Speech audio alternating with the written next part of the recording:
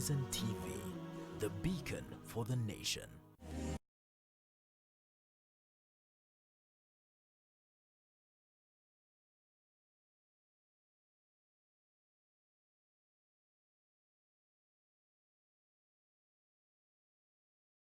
At Horizon TV, how have you woken up? I hope you woke up on time, prayed your fajr, did your adhkar Swabah, and here we are in the studio. Assalamu alaikum wa rahmatullahi wa barakatuh. It is the 12th day of July 2019 and welcome to the Swabah Show, the 5th day of the show that you cannot survive a day without. Welcome, my name is Faisal Qasim, and this morning, before anything else, we're going to look at the dailies, just as usual, something that will guide you when you're heading to the vendor to purchase your dailies. And starting with the Daily Nation, we have a very beautiful headline for those of you who've been fighting baiting for quite some time. But before we go on to the dailies so much, let me introduce my panelists who will be here with me this morning, not only to discuss the dailies, but to discuss a very important topic that we're going to touch on, of course, later on in the dailies. And from my far and left, we have Mr. Furkan Chacha. Mr. Furkan, assalamu alaikum. Wa alaikum salam wa rahmatullahi wa barakatuh. Mr. Furkan Chacha, just 5 seconds, something about yourself.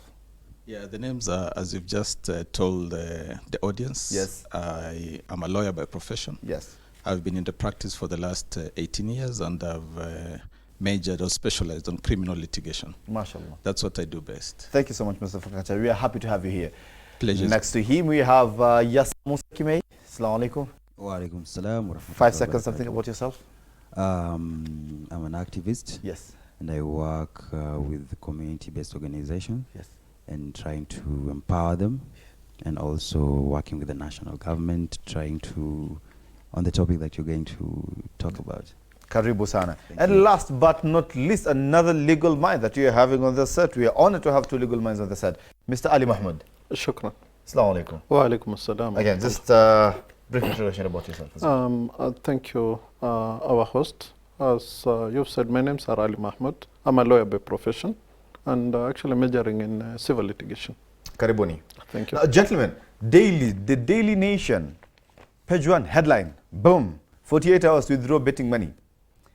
This is the war the CS Matiang'i has announced against the betting firms. He started with the heavy taxation, now we have the directive, 48 hours to withdraw the betting money. Maybe just to pick your mind, Furkan Chacha, what do you think about this move by CS Matiang'i? I believe the move is informed by the adverse effects that betting has had on especially young minds, as in they're not focused in building the nation or looking towards the future. They're just want to make a quick kill.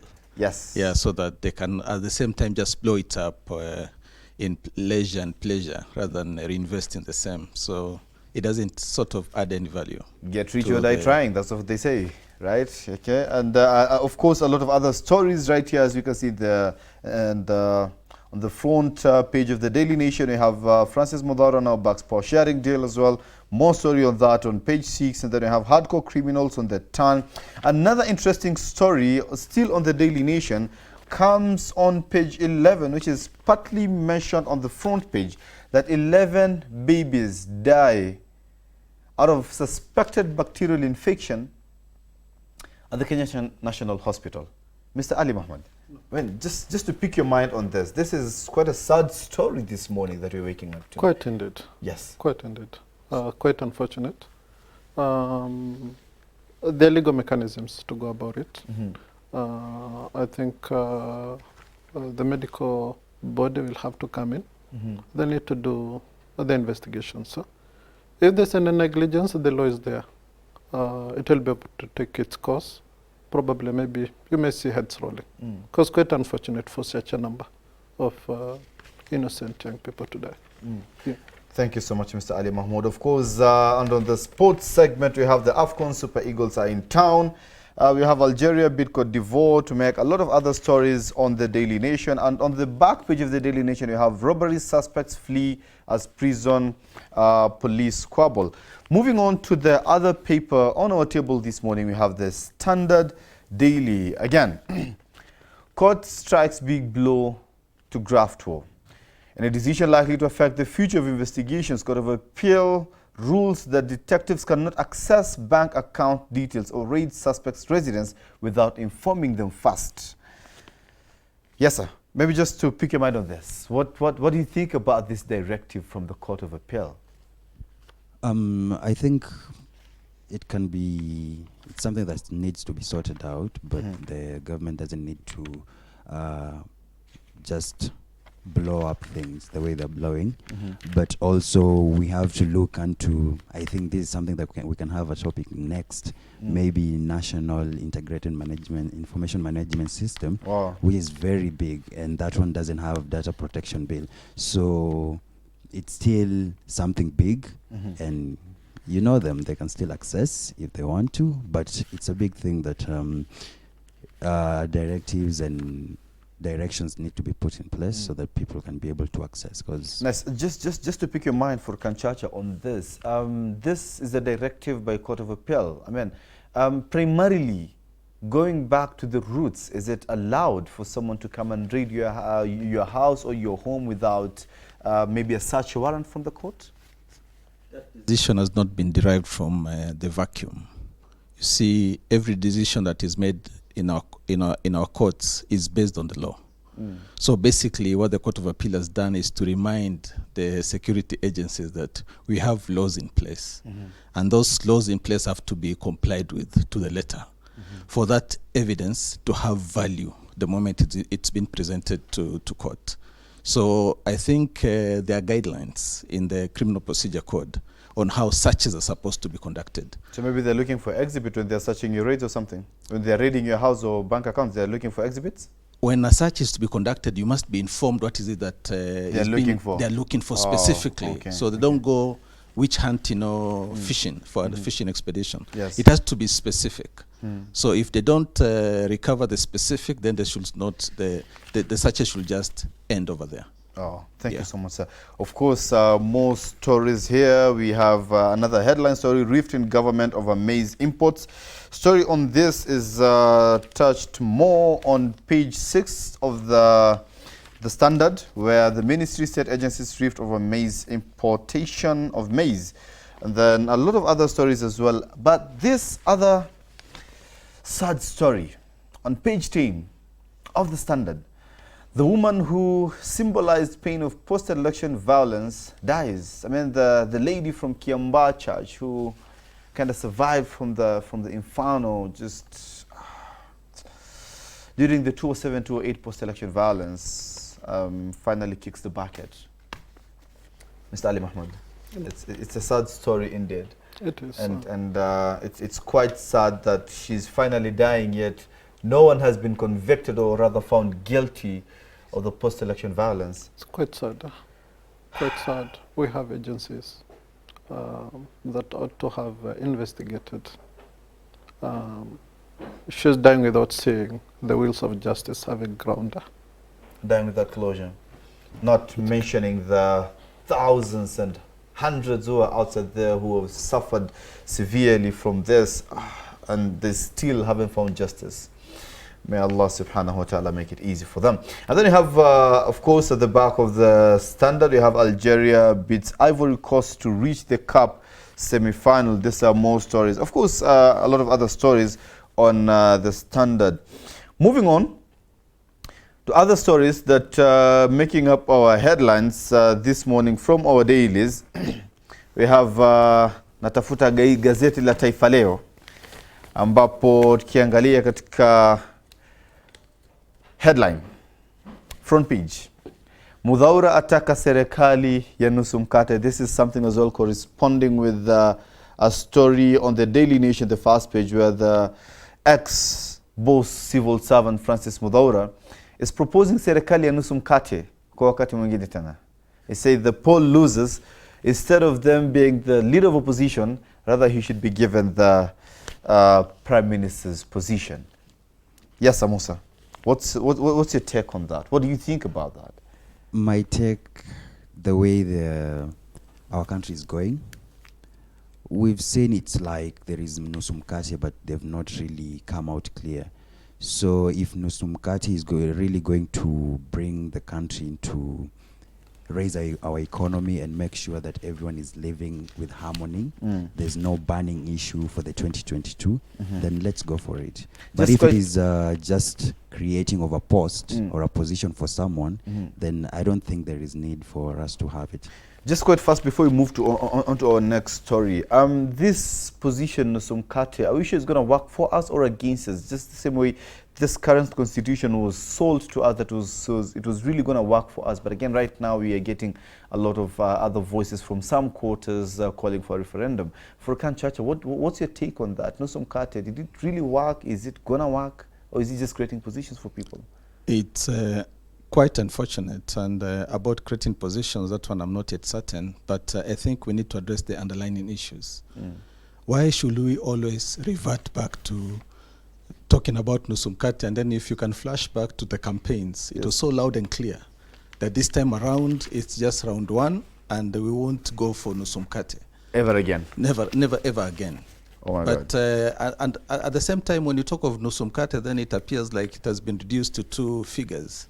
Why not Robomkate, so that other two people can also be chipped benefit out of that, so that we can have diversity. Anyway, that'll just be creating positions for other people as well. Moving on to People's Daily, yeah? If you may allow me, I think I have a different opinion. Yes. Okay. What is indicated, that's the view of the senior citizen Mudawara. Though I don't think it may work for the loser to get the position of the Prime Minister. I'm looking at today, Faisal having won. Maybe yes, I can lend you the microphone for audibility purposes. Yes, thank you. Today, maybe if person A has won the elections for the presidency, and the loser to take the Prime Minister's position, this means he's the one who is going to win. So it's a win-win situation. Not a win-win situation. We'll have problems. We're talking of an opponent of Mr. So-and-so being the head of the government as a Prime Minister. I think the position, if it's there, it's better. Yes. To avoid the syndrome of winner takes it all, we'll be able to have some balance. We are divided ethnically. We can be able to share some of these. The problems of the post-election violence are there. But the proposition that the loser be the Prime Minister, I think will be losing it out. If you read this story more on the Star, as Mudawara says, it's just to touch base on that, to shed more light on that, is basically to ensure stability and cohesion. Of course, the Star is another daily we have. Under the back page as well, the sports, KPL and Panic. More stories on this can be viewed on the Star. And then also have the People's Daily, again touched on the story on the front page of the Daily Standard about who is fooling who on the maize scandal. Another interesting story that maybe some of you will get the chance to read on the Star is on page 15. Maybe get a copy of that and read about the Sudanese women bear scars for fight for elusive freedom. They thought they had the freedom, but qadar Allah ma sha fa'ala, it didn't work as they expected. And then last but not least, we have a story on page 4 of Taifa Leo about Waislamu wakosoa mswada wa shule kupeleleza ugaidi. And this is the same story making the headlines on Friday Bulletin this morning as well. The new terror bill affront unconstitutional, the Muslim leaders says. And then you see on the cover page of the Friday Bulletin, we are having, that is the chairman of SUPKEM, that is Dr. Yusuf Nzibo. We are having the chairman of National Muslim Leaders Forum, that is Mr. Abdullahi Abdi.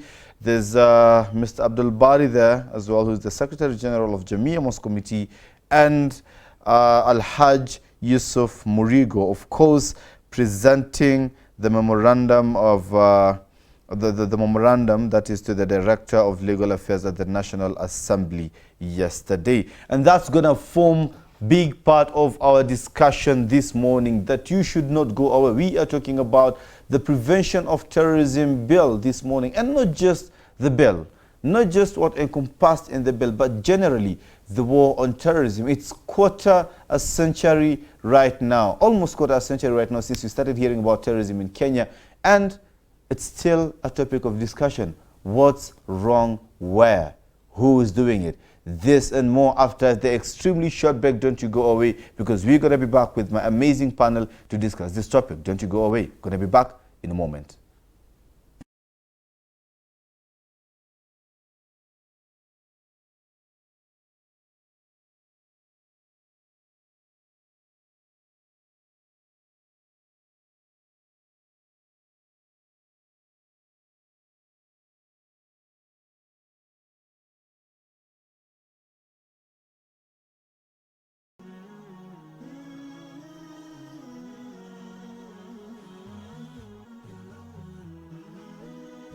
Horizon TV, the beacon for the nation. On the next episode, una mke mashallah mzuri kwa nyumba, lakini nje jicho halibanduki. 50 100, jicho kala gololi, kifua kama watermelon. Hii zote ni kwa nini? Hizi ni dhiki ambazo kwamba wajiweka ndani na wajiingiza katika dhambi. Tosheka na ambacho kwamba uko nacho. Allahu azza wa jalla amekuruzuku watoto wa kike, tosheka na watoto wa kike ambao kwamba uko nao. Allah amekupa watoto wa kiume, tosheka na watoto wa kiume ambao kwamba uko nao. Usiseme lakini Mwenyezi Mungu anipe wanaume watupu, Mwenyezi Mungu anipe wanawake watupu.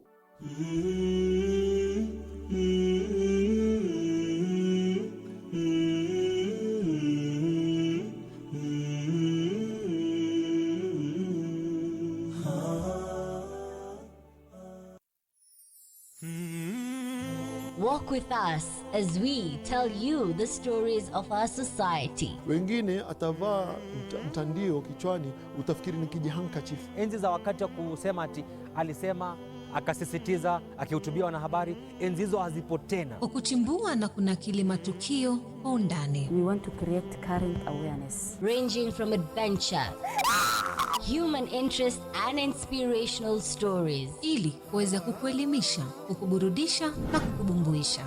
Words have been said, but now it is time to lay the foundation that will impact the world. Terrorism is terrorism, no matter who is behind the trigger.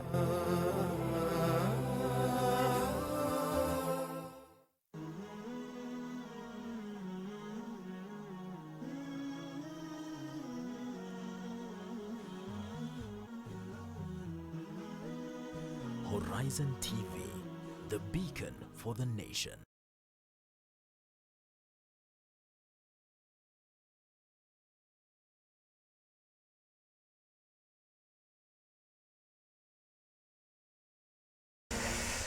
Assalamu alaikum wa rahmatullah. Welcome back. This is the Swabah Show. We just concluded the roundtable. We've just concluded the newspaper review, and we are on to our next segment where we will be discussing about the prevention of terrorism. As we said on our closing note on the first segment, that it is almost quarter a century and we are still discussing about this war on terror. What is going wrong, where, and who is responsible? How do we bring this to an end? Welcome, ladies and gentlemen, as we are discussing this Prevention of Terrorism Bill Act. And starting from you, Mr. Ali Mahmoud, there was a bill, amendment bill, after the Terrorism Act of 2012. It's being reviewed right now, and we are having public that are supposed to front their opinions before yesterday being the deadline, the 11th. And Muslims came out strongly to oppose this bill, as we saw on the Friday bulletin. But before we look at the Muslim stand on it, what does this bill mean to Kenyans and particularly the Muslim community? Generally, the highlights of the bill is trying to have some effects in terms of our education institutions. Putting obligations on the administrators to these institutions in terms of detecting, reporting, and identifying issues related to terrorism. The other effect of it is it's proposing of learning institutions to have standardized curriculum, which kind of has an effect. The learning institutions have not been defined. Does it mean even madrasas? Does it mean even nursery schools?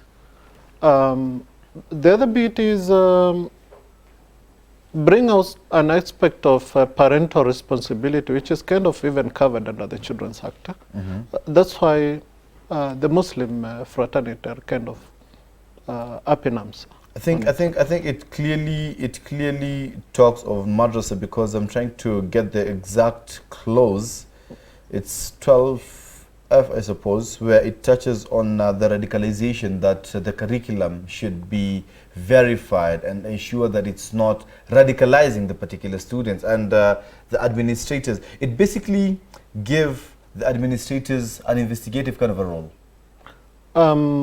Kind of, I want the investigators, the administrators to be investigators, which a different arm of government is actually empowered to do this.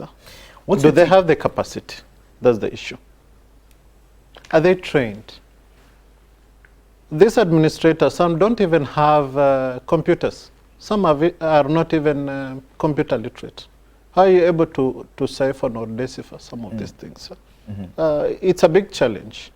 Then at the end of the day, in terms of reporting those obligations, it's a bit ambiguous, which may, the way it's worded, really has a lot of loopholes, and we may find ourselves in problems.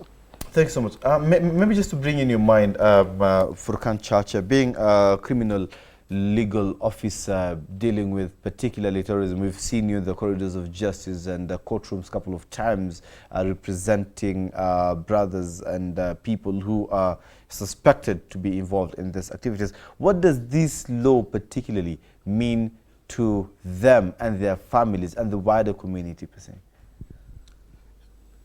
I think there is always an intention maybe to leverage on certain loopholes whenever an amendment is intended.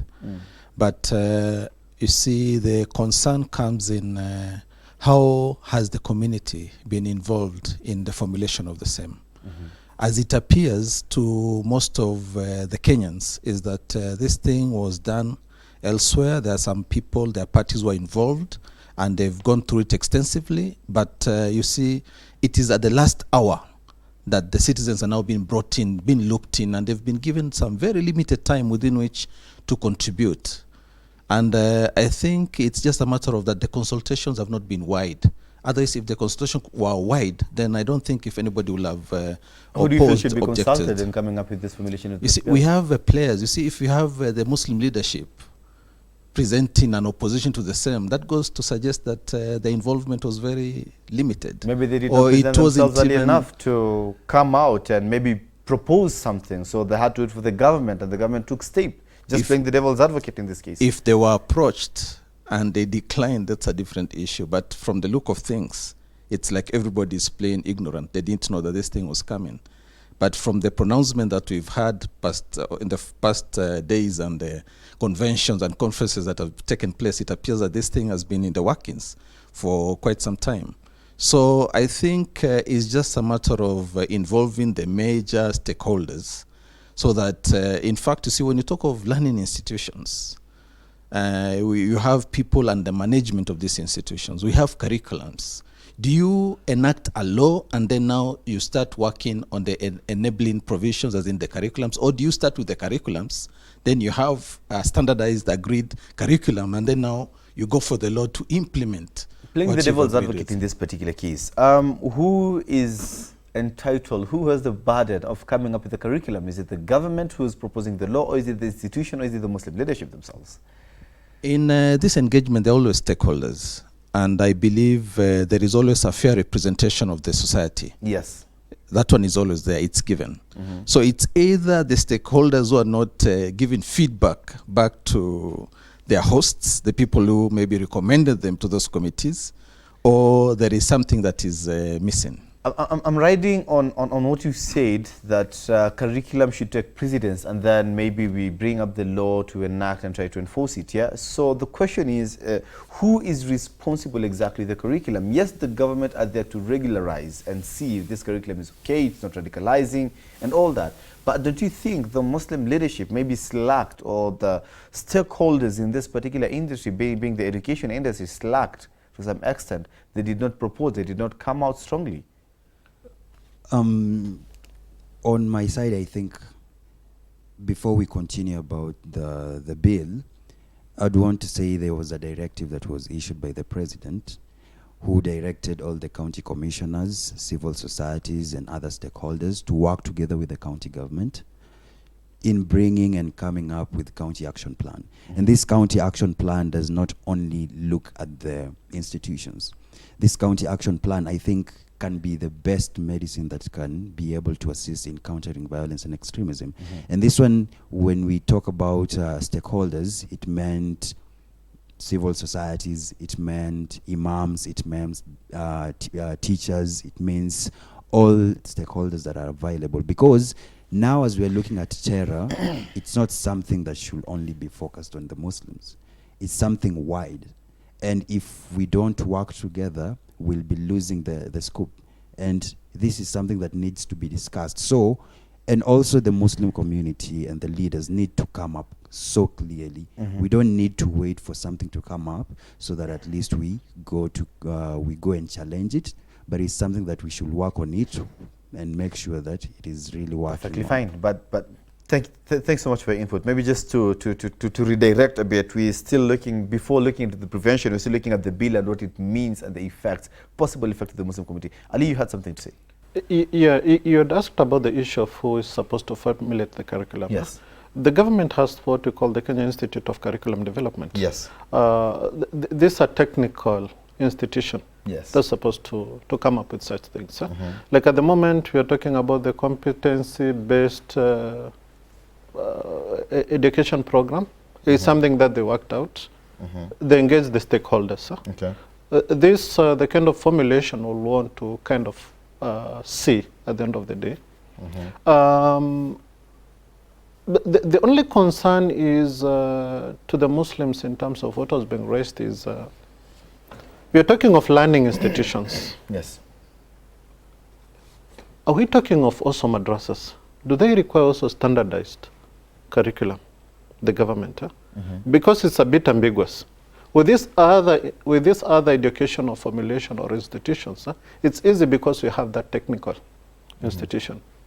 Now, since we don't have one for the madrasas, does the government mean that is going to come up with one? Or how are we going to deal with it? That's actually what my learned colleague was saying, the issue of stakeholder engagement. I think it's important to avoid maybe the issue of mistrust that has been there. Thank you. And just riding on the same, so what I'm getting, the mood in the room is that the bill is not comprehensive enough, it's not clear enough, so we are also opposing the bill? Are we? Sorry, he was saying, maybe the take was... rather. The take was many of the issues that are being raised there. Yes. They are well addressed within the other legal framework that is there.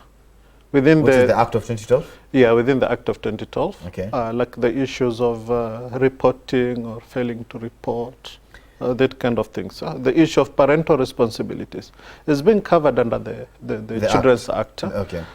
When you talk about the issue of administrators and the county education obligations, the Basic Education Act also has some of this. Okay. Why do we want to put it within this act?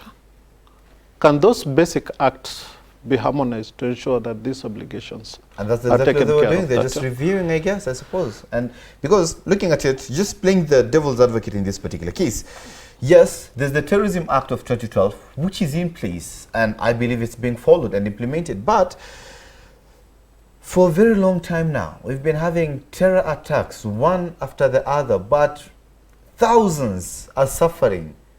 Thousands are suffering, others in their graves, others already dead. But very few are convicted. Very few are in prison. So maybe that's why the government felt the need to review this particular act and amend this bill, maybe to be more strict on this. What do you think? From my limited understanding, you see, before maybe an individual becomes full grown to be able to carry out a terrorist attack, you see, it all starts with the radicalization. So I think there is, the intentions could be right, but the approach is not correct. You see, like this particular suggested amendment has a lot of ambiguities. You see, it's not clear. At the end of it, it's suggesting that these administrators, the management, will be held liable in the event a student or whoever is found to have been radicalized. You see, and it ends there. It's not clear. Liable as in you'll be fired from your employment, or liable that you will be taken to court, and then there is a specified regime of sentencing. You see, there is a lot of ambiguity. Ambiguities, yeah. Yeah. So without clarity, then you see you can't embark on a journey, you see, to an unknown destination. But at least maybe you can just appreciate that they took an initiative, maybe. They took a first step. Yeah, that's why they shouldn't be in a rush. That now it has come to the public limelight. Yes. Let them allow people to discuss it. And then this is not the first time that amendments are done and they've been opposed vehemently in regard to the terrorism prevention bill. You see, it's like, so whatever the Muslim leadership has done, it's not unique to the Muslim leadership. And then in fact, the challenges following this particular proposal, they're beyond the Muslim community. Because you see, when you talk of institutions, it's not limited to Muslim institutions. You see, so, and you see, crime is also not limited to Muslim institutions. So even the heads of other institutions should be very worried about this particular proposed amendments, because they might find themselves in trouble because they assumed that this is just a Muslim issue. Yes. Yes, sir. To myself, I think we should think wider. And I think this county action plan that I was talking about a few minutes ago, I think it's something which is not in public. The public does not understand what it is. And the more we work on it, that is when we can realize how can we be able to better this bill. Because the county action plan on my side, it's really inclusive.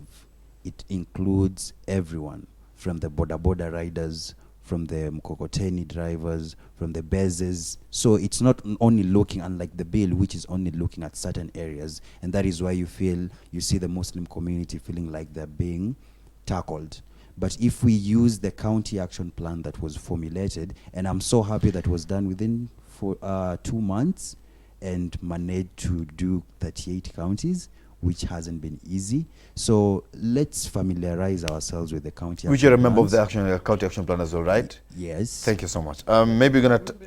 sorry. Yes. I think for clarity is the only pilot counties yes. in terms of the county action plan. Some counties are yet to roll out the action plans. But that's the formulation of policies and strategies first, yeah? Exactly. So please, if you allow me, gentlemen, because you need to pay our bills. Tafadhali, thank you so much. And that is how we are breaking this second segment of our discussion. But we are going to come back. We've seen the mood in the room is, of course, opposing the bill. But is it time that the Muslim legal minds sit together and propose something to the government, as opposed to be on the waiting end and waiting for the government to propose and take initiative, and then we, again, complain? Anyway, as I said, it's not the first time it's happening. Maybe it's time for them to see it and propose something. When we come back, we're going to look at the prevention of terrorism. How do we prevent this menace? This and much more after the break.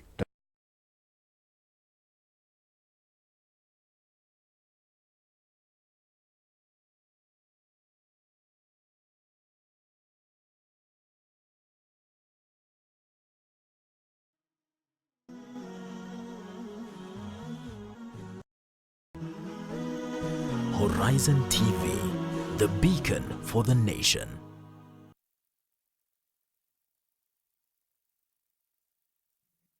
La kutafakari.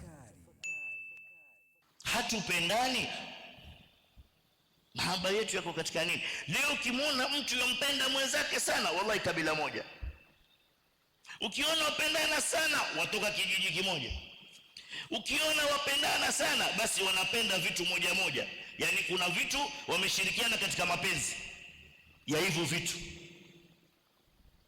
Leo angalia hata katika harusi, angalia katika janaza, pafe mtu hapa leo, akifa Mdigo wa Digo ndio wengi, akifa Msomali wa Somali ndio wengi, akifa Mchonyi wa Chonyi ndio wengi, akifa mtu wa Lamu ndio atakuwa watu wengi hapa, akifa mtu wa bara, subhana rabbil izza, sijui atazikwa na nani. Muhammad Karioki aje afe hapa, atazikwa na nani katika sisi? Hatumjui, tutasema hivi. Mpelekeni Sakina mjini. Manake Sakina ndio upelekwa watu wasokuwa na watu wao. Vipi Muislamu atole mtu hapo pelekwe Sakina kwa sababu hana mtu? Ni mfano tu nauliza, sijui kama mwafanyia hivyo watu hapo. Lakini sidhani akafa Onyango Omari kama atapata janaza kama vile akifa mmoja wetu sisi makabila yaliokuwa mengi mtu hapa, tutahisi kama kumkufa mtu. Maulizeni ndugu Waislamu, mimbar kazi yake kusema kweli. Ni Wadigo ngapi watakuja kumzika Onyango alokufa hapa ambaye ni Muhammad Onyango ama Omar Karioki? Ni Wabajuni wangapi watakuja kumzika Omar Karioki hapa? Ni Wasomali wangapi watakuja kumzika? Ni Waswahili wangapi watakuja kumzika mtu ambaye si Mswahili mwenzao? Ni wanabiashara wangapi watakuja kumzika mtu ambaye kwamba maskini hoye haya ana kibanda tu pale? Ni matajiri wangapi watakuja kumzika na wanabiashara? Paka afe tajiri mwenzao, ndio msikiti utajaa matajiri, magari makubwa yatakuwa hapa, hata parking haitatosha. Watu watatoka mjini, wengine watoke na Kilifi, wanakuja kumzika jidosi mwenzao. Kamba ule udosi utatusaidia kesho mbele ya Mwenyezi Mungu ama hapo kaburini. Tukosa kufahamu mambo muhimu. Alokufa ni Muislamu, haijalishi wamjua ama humjui. La kutafakari.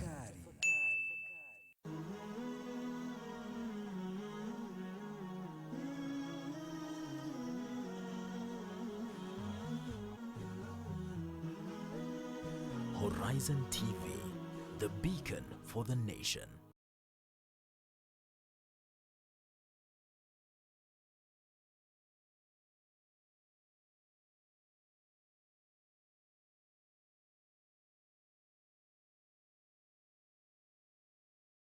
Said Abud right there at the transmission for King Miina Asante Sana. Ladies and gentlemen, we are on the third and unfortunately the last segment of our show this morning, still talking about the Prevention of Terrorism Bill this morning.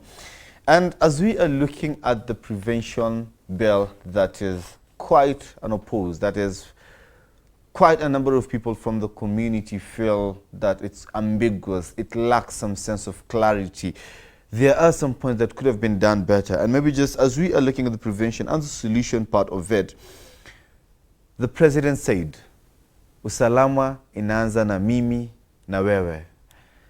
What is the harm of having Mr. Ali as an administrator being watching a brother's back, and me watching his back, and him being held responsible in case something happens to me?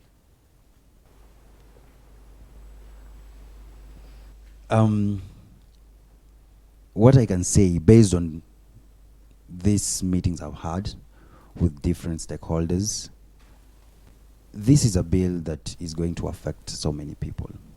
But if we work on, because let me talk on the county action plan, because it is really something that I feel it will give a big impact and people are supposed to follow it.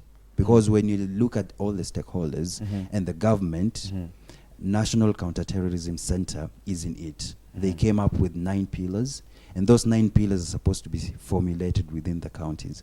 So if we follow up all these things and realize what the county action plan is and what it entails inside, then we wouldn't really feel that we're being infringed as Muslims, because it involves all the stakeholders. Here, just a point of clarification, not necessarily Muslims. Here we're looking at Kenyans in general. As I said, yes, that is a law. Yes, those are pillars that should be guiding, right? Those are laws that will be formulated. But usalama inaanza na mimi na wewe. What if they're broken? Who is to be held responsible?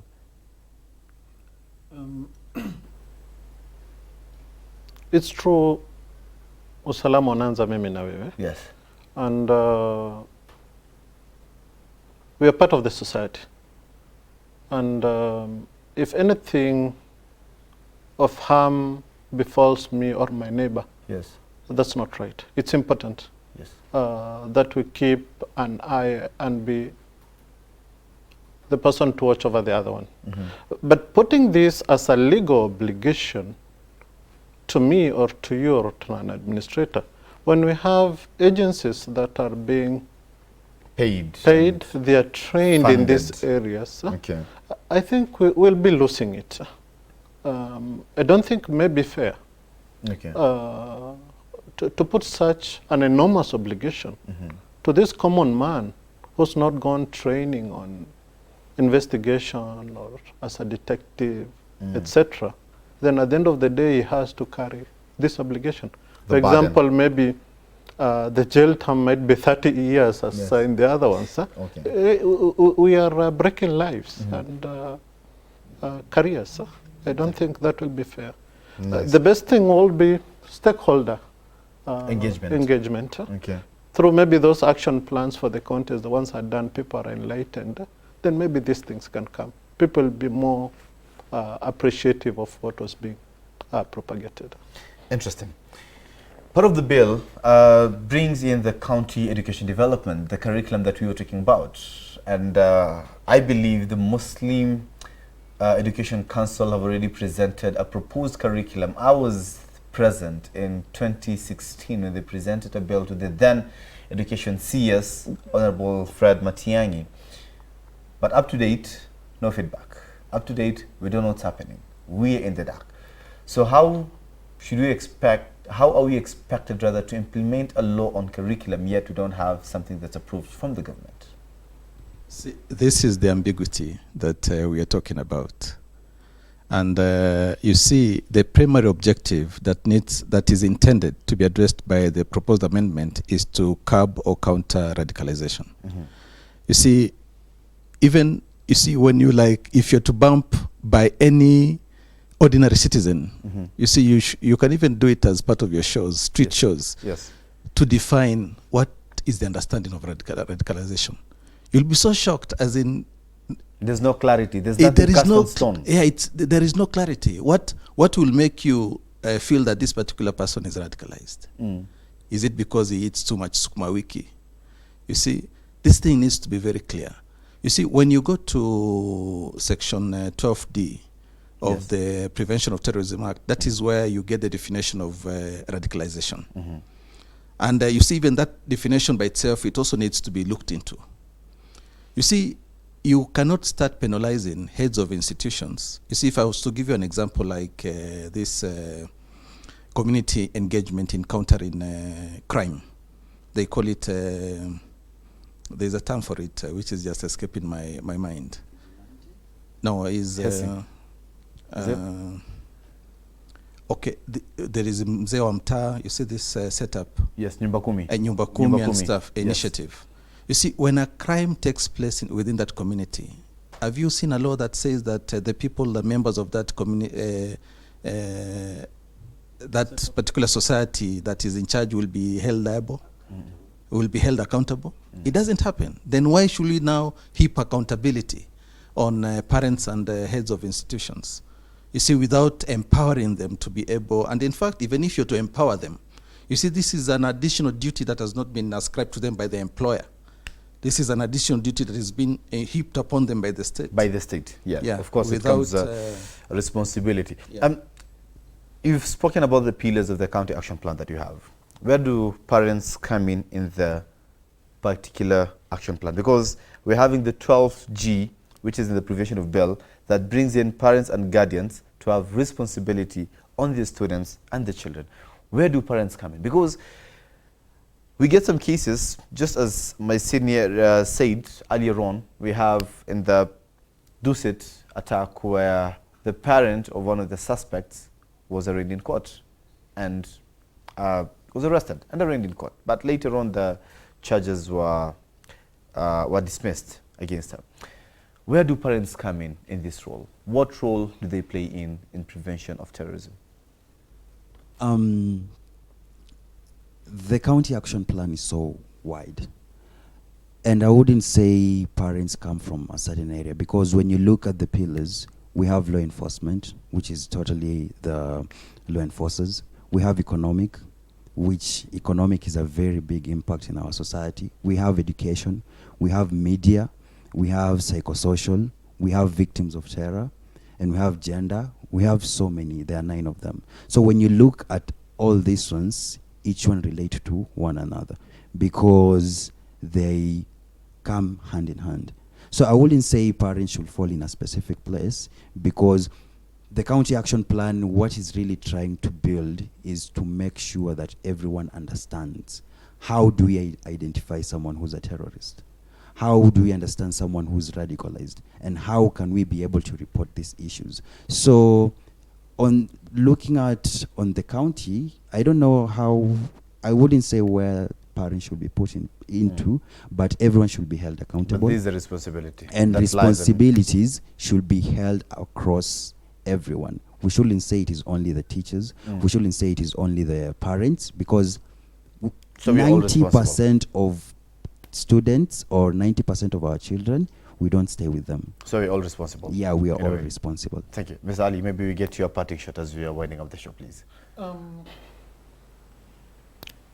Terrorism, I'd said, it's a big problem, this society at the moment. We need to have a meaningful engagement with law enforcers and the state agencies, so that we can be able to win the war on terror. The war on terror.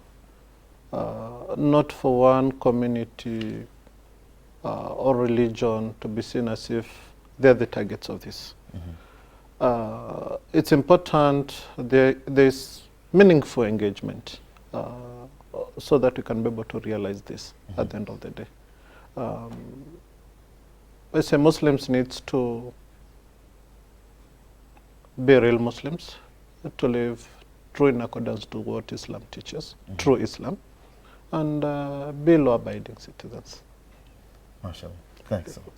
Yes, sir. Parting shot, please, just quite fast. I can say, just to follow up what he has said, let's be our brother's keeper, the same way the president said. And let's not use, because it's an issue of ideology, let's not use the ideology which normally falls at the Muslims to bring terror. Let's understand what terrorism causes in our community, how it affects us.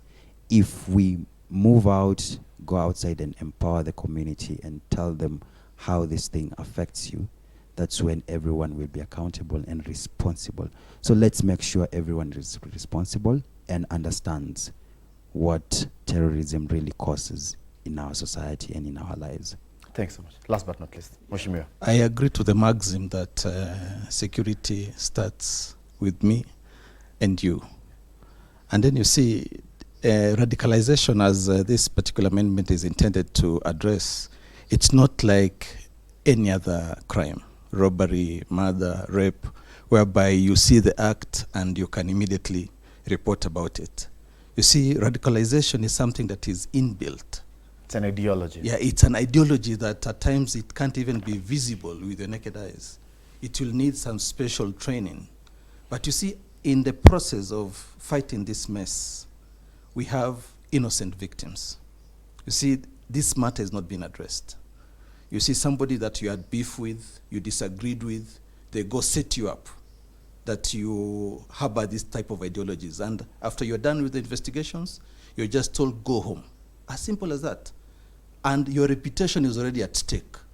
You see, you cannot regather it, you cannot rebuild it. So as we also look at how victims get compensated. I think it's high time we start addressing the issue of innocent suspects being compensated. And whoever is responsible for having given that wrong information as provided for under the Criminal Procedure Code 129, they should also be held responsible, so that now whoever has been vindicated will feel that now I've been clean and I can go on with my life. And then there is also another aspect of radicalization also that also will have to be looked into. You see, when you arrest somebody who is innocent and you take them through these rigorous processes without an apology at the end of it, you see, you are helping them to fall into the narrative that they're being exploited and they're being oppressed, and they become easy recruits for whoever is doing the recruitment. So I think we need to have a perspective. In rebellion, that's when they come in and do that. Anyway, thank you so much, gentlemen, for your time and making time to be with us here this morning. Anyway, I'm having pressure from my ear. That is Suleiman of Tumba, my director this morning, and Saida Aboud and Issa Bakarim Tama, so to say. Thank you so much for according me the extra 3 minutes of my time. Thank you so much. We have achieved what we wanted to do. Don't you go away, because Aisha Khan will be coming in next with, is it gene possession or mental illness? That is a question that you need to find out about in the next segment. I've been your host, Faisal Qasim, and see you next week. Same place. About that time, I'll tell you about it this week, inshallah. So, assalamu alaikum wa rahmatullah.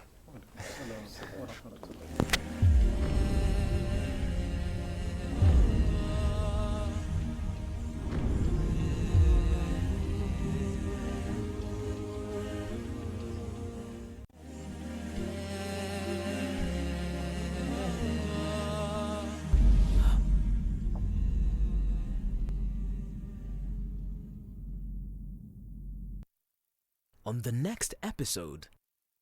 Una mke mashallah mzuri kwa nyumba, lakini nje jicho halibanduki. 50 100. Jicho kala gololi. Kifua kama watermelon. Hii zote ni kwa nini? Hizi ni dhiki ambazo kwamba wajiweka ndani na wajiingiza katika dhambi. Tosheka na ambacho kwamba uko nacho. Allahu azza wa jalla amekuruzuku watoto wa kike. Tosheka na watoto wa kike ambao kwamba uko nao. Allah amekupa watoto wa kiume. Tosheka na watoto wa kiume ambao kwamba uko nao. Usiseme lakini Mwenyezi Mungu anipe wanaume watupu. Mwenyezi Mungu anipe wanawake watupu.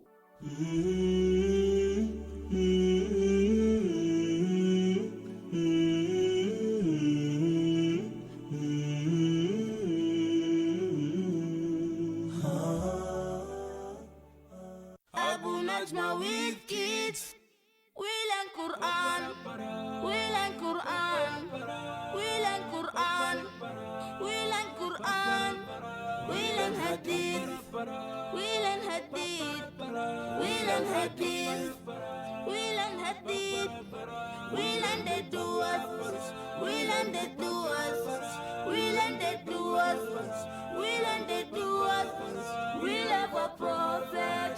We love a prophet, we love a prophet, we love a prophet.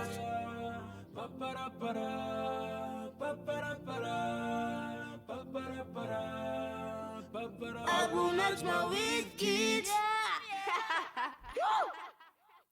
Abu Najma with kids.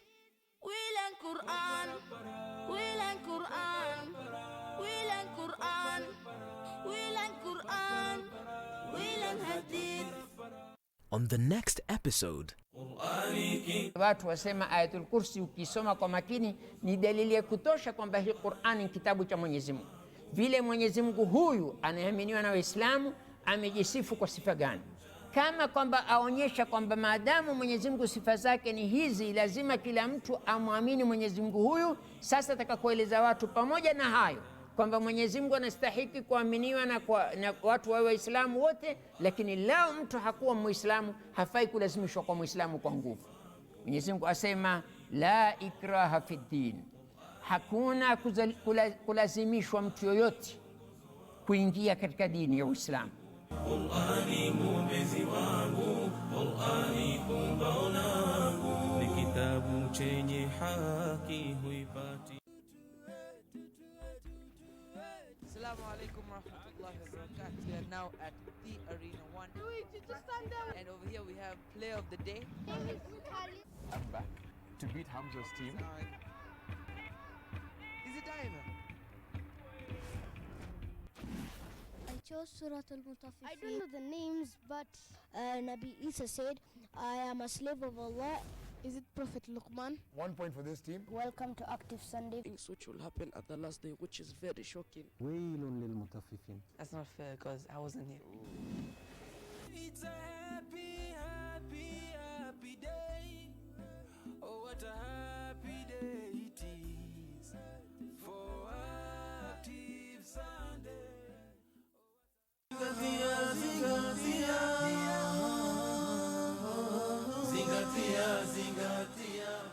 Kalamu imeinuliwa kwa watu sampuli tatu, yani hawaandikiwi madhambi.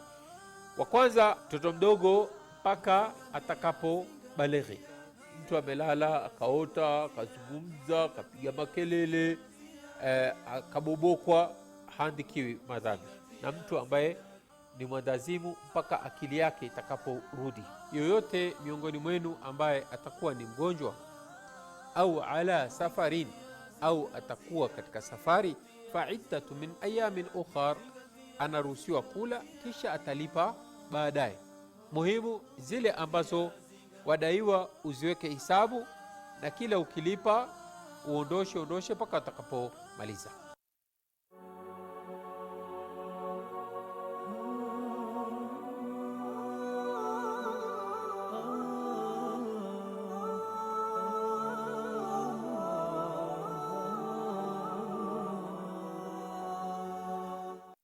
This is the street quiz. We are back. What's your name, bro?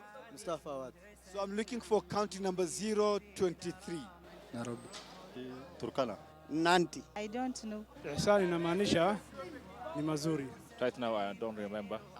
Pana, Nairobi ni 047. Ukitaka kujua ni gani? Tazama street quiz ndani ya Horizon TV. Bro, here is your t-shirt inshallah. Horizon branded t-shirt from Horizon TV.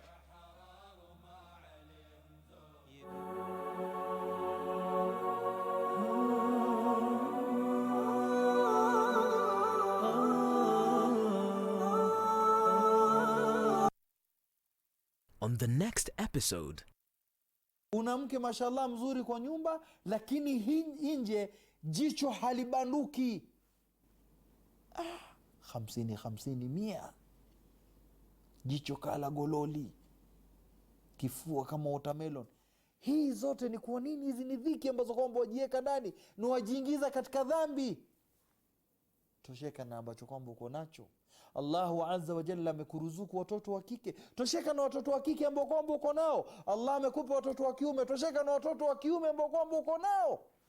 Usiseme lakini Mwenyezi Mungu anipe wanaume watupu, Mwenyezi Mungu anipe wanawake watupu.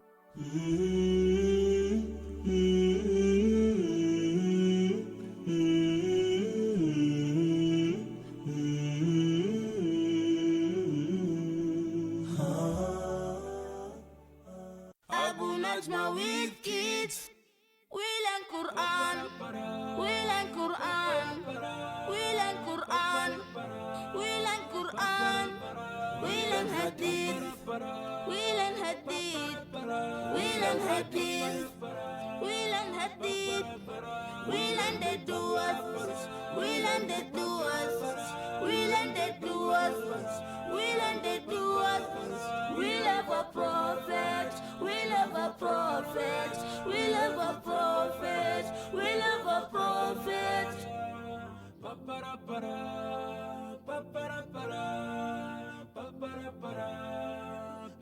Abu Najma with kids. Abu Najma with kids. We learn Quran. We learn Quran. We learn Quran. We learn Quran. We learn Hadith. On the next episode. Watu wasema Ayatul Kursi ukisoma kwa makini ni dalili ya kutosha kwamba hii Qur'ani ni kitabu cha Mwenyezi Mungu.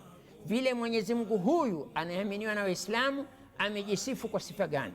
kama kwamba aonyesha kwamba maadamu Mwenyezi Mungu sifa zake ni hizi, lazima kila mtu amwamini Mwenyezi Mungu huyu. Sasa atakakueleza watu pamoja na hayo kwamba Mwenyezi Mungu anastahiki kuaminiwa na watu wa Waislamu wote, lakini lao mtu hakuwa Muislamu hafai kulazimishwa kwa Muislamu kwa nguvu. Mwenyezi Mungu asema la ikraha fi din, hakuna kulazimishwa mtu yoyote kuingia katika dini ya Uislamu. Qur'ani mwombezi wangu, Qur'ani kumbao langu, ni kitabu chenye haki huipati. Assalamu alaikum warahmatullahi wabarakatuh. We are now at the Arena 1. And over here we have player of the day. I'm back to beat Hamza's team. Is it Diamond? I chose Surat al-Mutaffifin. I don't know the names, but Nabi Isa said, I am a slave of Allah. Is it Prophet Luqman? 1 point for this team. Welcome to Active Sunday. Things which will happen at the last day, which is very shocking. That's not fair because I wasn't here. It's a happy, happy, happy day. Oh, what a happy day it is for Active Sunday.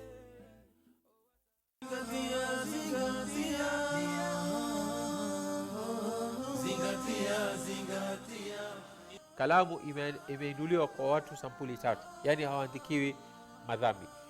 Wa kwanza, mtoto mdogo mpaka atakapo balighi. Mtu amelala akaota, akazungumza, akapiga makelele, akabobokwa, haandikiwi madhambi. Na mtu ambaye ni mwandazimu mpaka akili yake itakaporudi. Yoyote miongoni mwenu ambaye atakuwa ni mgonjwa au ala safarin, au atakuwa katika safari, fa'iddatu min ayamin ukhar, anaruhusiwa kula kisha atalipa baadaye. Muhimu zile ambazo wadaiwa uziweke hisabu, na kila ukilipa uondoshe mpaka atakapomaliza.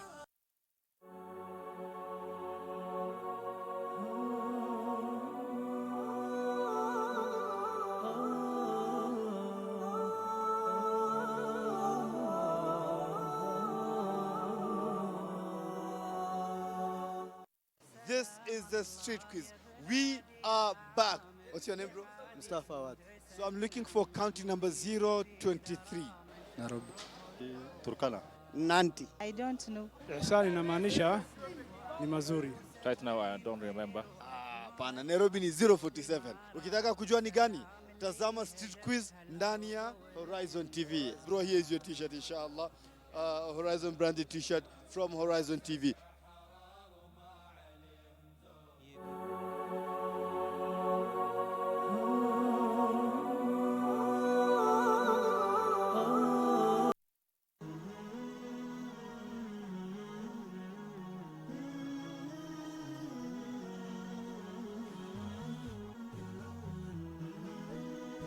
Horizon TV, the beacon for the nation.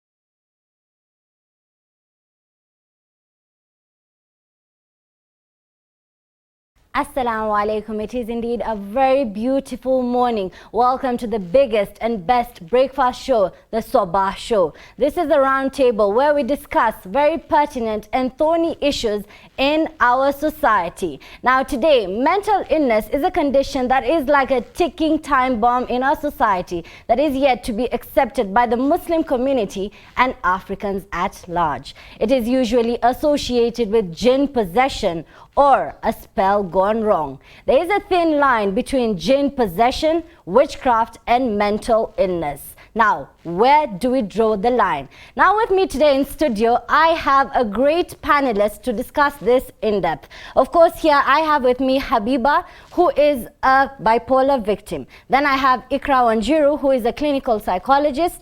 And of course, our very own Sheikh Rathib, who is the Dawah officer at Jamia. Now, before we get into this, Sheikh Rathib, what is a jinn? Bismillah, alhamdulillah, wassalatu wassalamu ala rasulillah wa ala alihi wa sahbihi wa sallama amma ba'd. a jinn is a form of creation which was created by Allah subhanahu wa ta'ala. Okay. Allah subhanahu wa ta'ala, among his creations, there are those whom he has given them intellect. One of them, these are the angels who are created from the substance of light.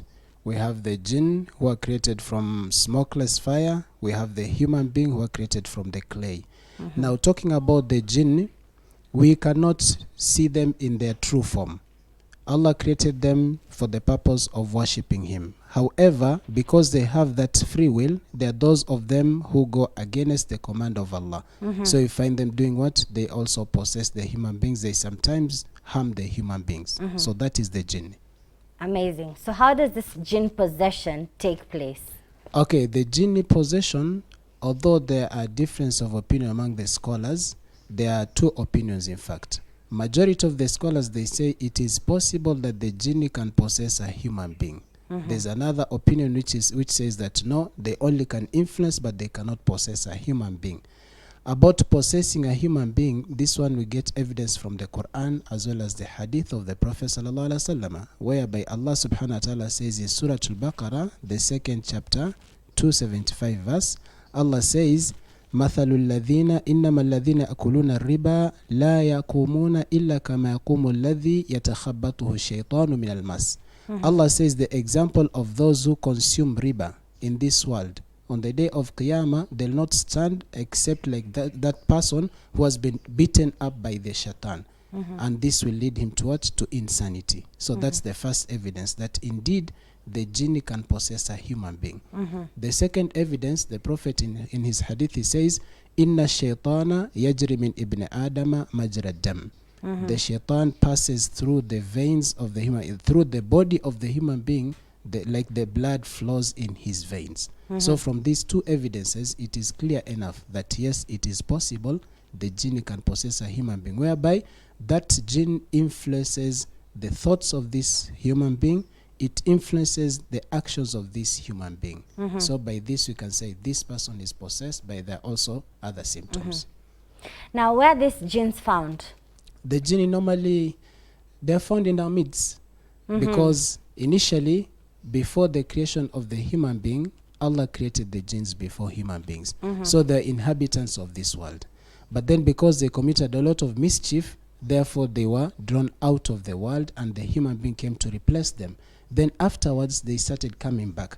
So normally the jinns, they are found where human beings are found, but mainly in the dirty places. You know, the jinn, like we said, they have that free will, which means there are two kinds. There are those who are good and there are those who are bad.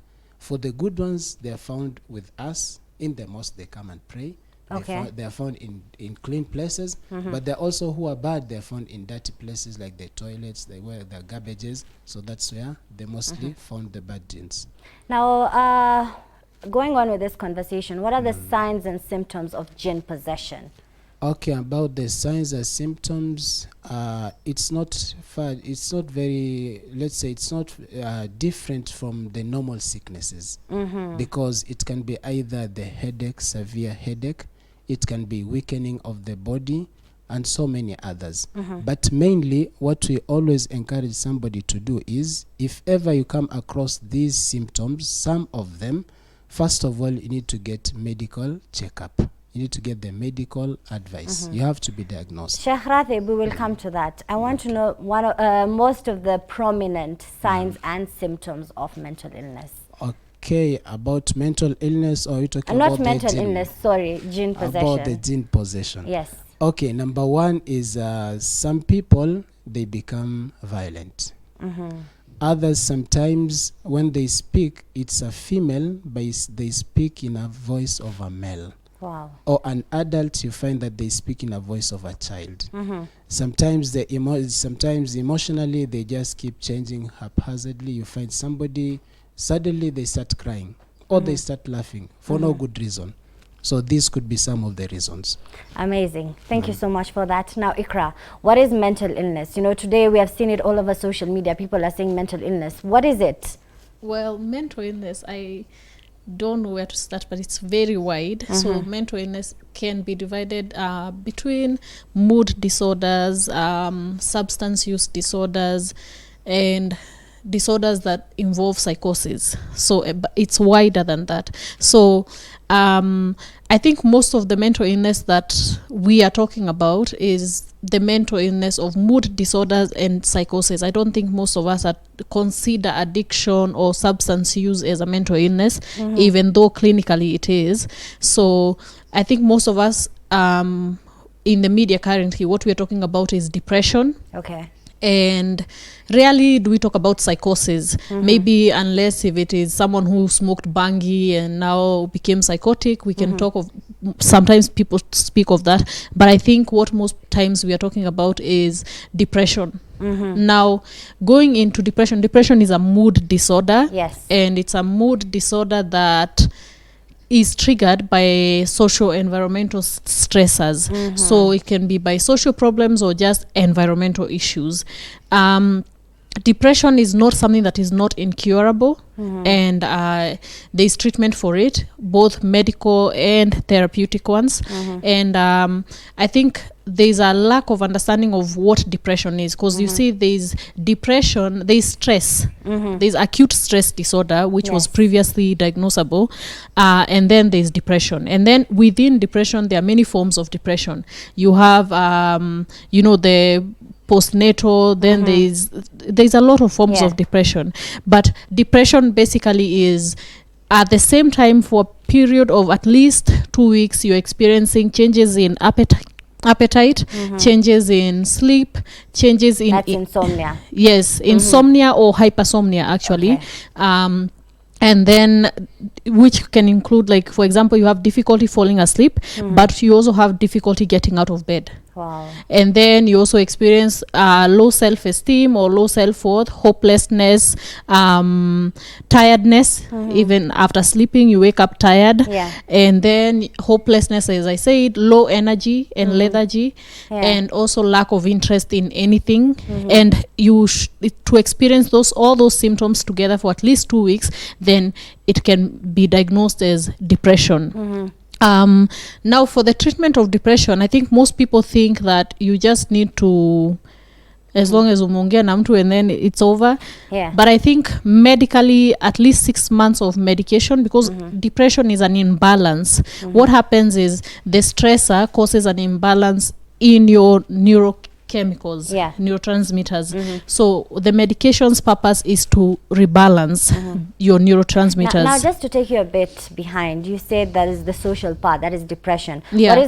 What about the clinical part of it? What illnesses are we looking at that cause depression? No, yes, like the illnesses, the mental illnesses. Okay. Yes. Apart from depression? Yes. Okay, apart from depression, there is bipolar, which bipolar is also a mood disorder. So mood disorders, there is anxiety, there is bipolar, there is depression, there are many others. And then within psychosis now, there is drug-induced psychosis, there is schizophrenia, schizoaffective. There are so many. There is about more than 600 illnesses that are considered mental illnesses.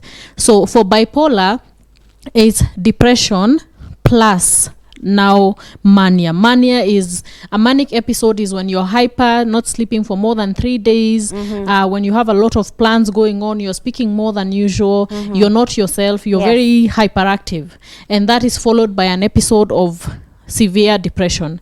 Now the biggest risk with depression, both in bipolar and in just depression, is risk for suicide, thoughts of suicide. This comes because of hopelessness and low self-worth. So, but the bigger the risk for depression is bigger with bipolar because of the manic. When you're manic, you have very big plans. So those big plans, the bigger the plans, the bigger the disappointment. True. So that will increase the risk. So, and then sometimes people may also have depressive symptoms, which are called negative symptoms, and then they are followed by psychotic. Psychosis is now what was closing to what he was saying, like about talking to yourself, hearing voices, seeing things that other people hallucinations, auditory, visual, tactile, sometimes where you're feeling things moving on your skin but you can't see them, change in speech.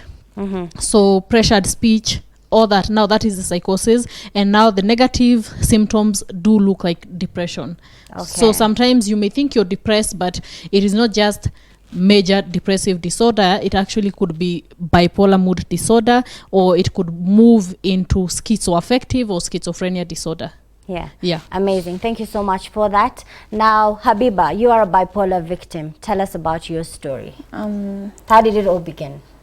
I have no idea. Okay, all I can say is that I used to like run around a lot, and then I didn't get enough sleep, and my mom was concerned, so I used to be given sleeping pills. So I used to feel like someone who's drunk, like dizzy in the day, like you can't do anything. You just like feel sleepy, or unless you're given those pills, I'll be just running around having this like strange energy, like I can't explain it. So you can't explain it. Okay, what do you remember? What or how did your people around you, help you?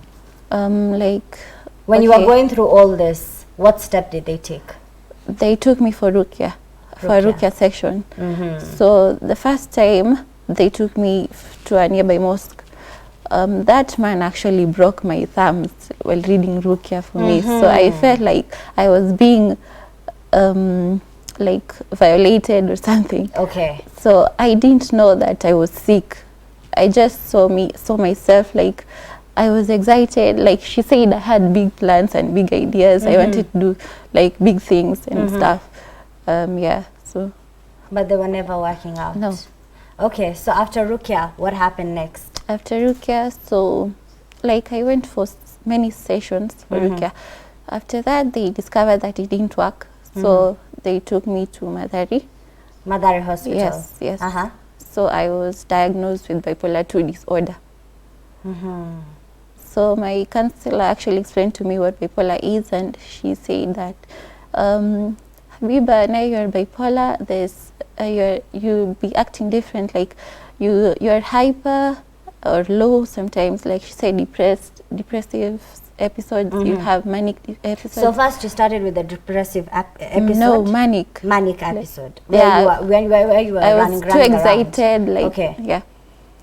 Wow. But what I would like to understand, did something trigger this? Like, did you start somewhere where you were feeling low and you had no one to talk to about? There was a point where I had a low self-esteem and I was depressed because my parents, got divorced, like when I was informed to.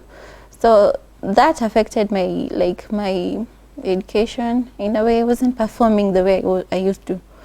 So I didn't tell you. Actually, I wasn't talking about it at school. I didn't tell even my closest friends that I was going through. Why didn't you tell them? I just felt that it was a personal issue. Like I don't need to tell everyone that my parents are divorced, and I didn't. So you never talked to anyone? I never talked to anyone. And how was it making you feel? Were you feeling okay? You feel bad. Like you just want to be alone. You don't want to talk to anyone. You just feel like your whole life is like going, like it's not going well for you. So you just, the good thing is that I never thought of committing suicide or so. You actually didn't know what was happening to you, and now, was there any judgment from people? Exactly. They said I was mad, like I was cheesy. You are cheesy, that means you're mad. Wow, that's very interesting, a very good perspective that is happening to so many youth today. Now, we will be taking a short break. Stay tuned because this conversation is going to get much deeper.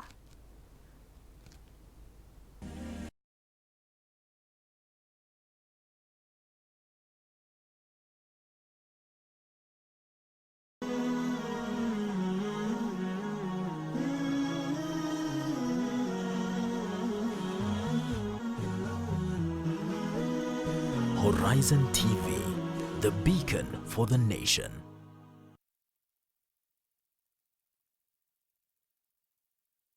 On the next episode, sisi saa nyingine hatutia akilini kwamba tuna silaha kubwa na dua. Na dua Mtume sallam anasema ad-duau mukhul ibada, ndio kiini cha ibada. Kwa hivyo mtu hata mambo ambayo huyawezi una hali ambayo si mzuri mtoto wako, una hali baina wewe na ahli yako, una hali ya maradhi yamekuja katika kwako kwa watoto, tusidharau dua. Qur'ani kitabu changu, Qur'ani mwongozo wangu, Qur'ani mwombezi wangu, Qur'ani pumbao langu, ni kitabu chenye haki huipati. Abu Najma with kids. We learn Quran. We learn Quran. We learn Quran. We learn Quran. We learn Hadith. We learn Hadith. We learn Hadith. We learn Hadith. We learn the duas. We learn the duas. We learn the duas. We learn the duas. We love a prophet. We love a prophet. We love a prophet. We love a prophet.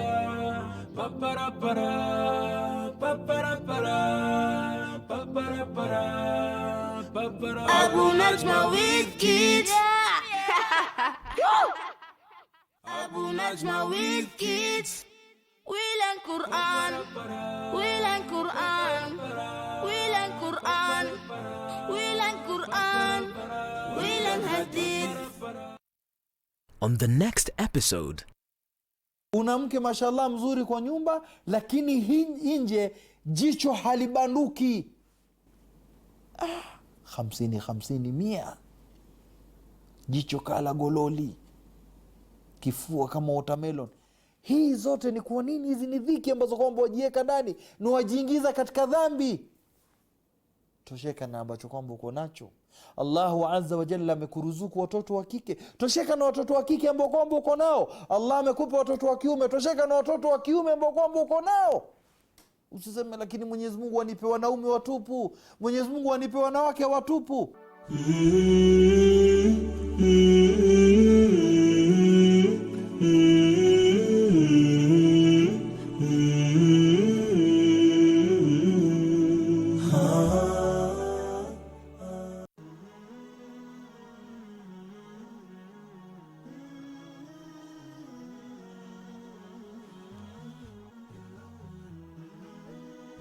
Horizontv, the beacon for the nation.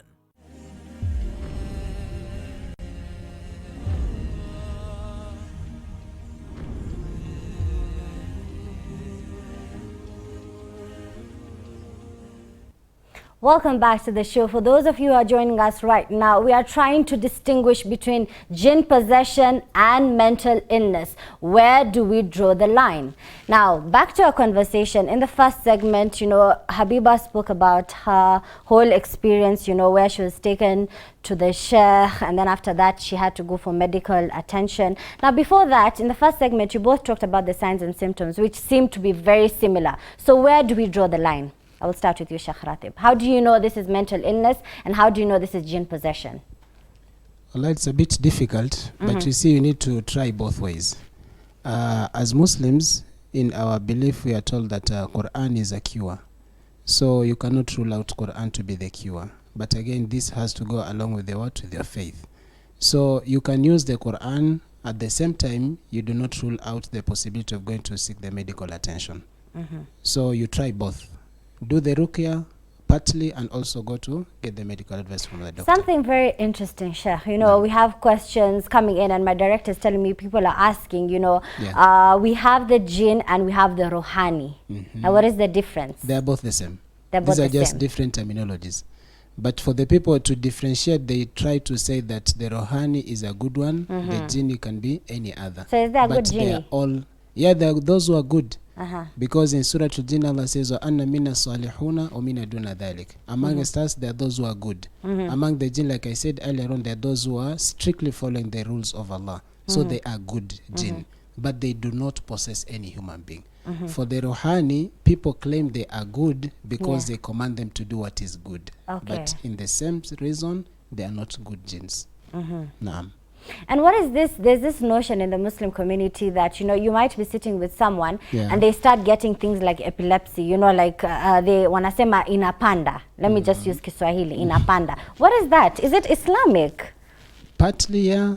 Because the genie, we said, if it can possess you, there are two ways that the genie possesses a human being. It's either they are inside your body, or they sit far away and then they like control you, like remote control. Okay, but the Muslim community finds that very normal, surprisingly.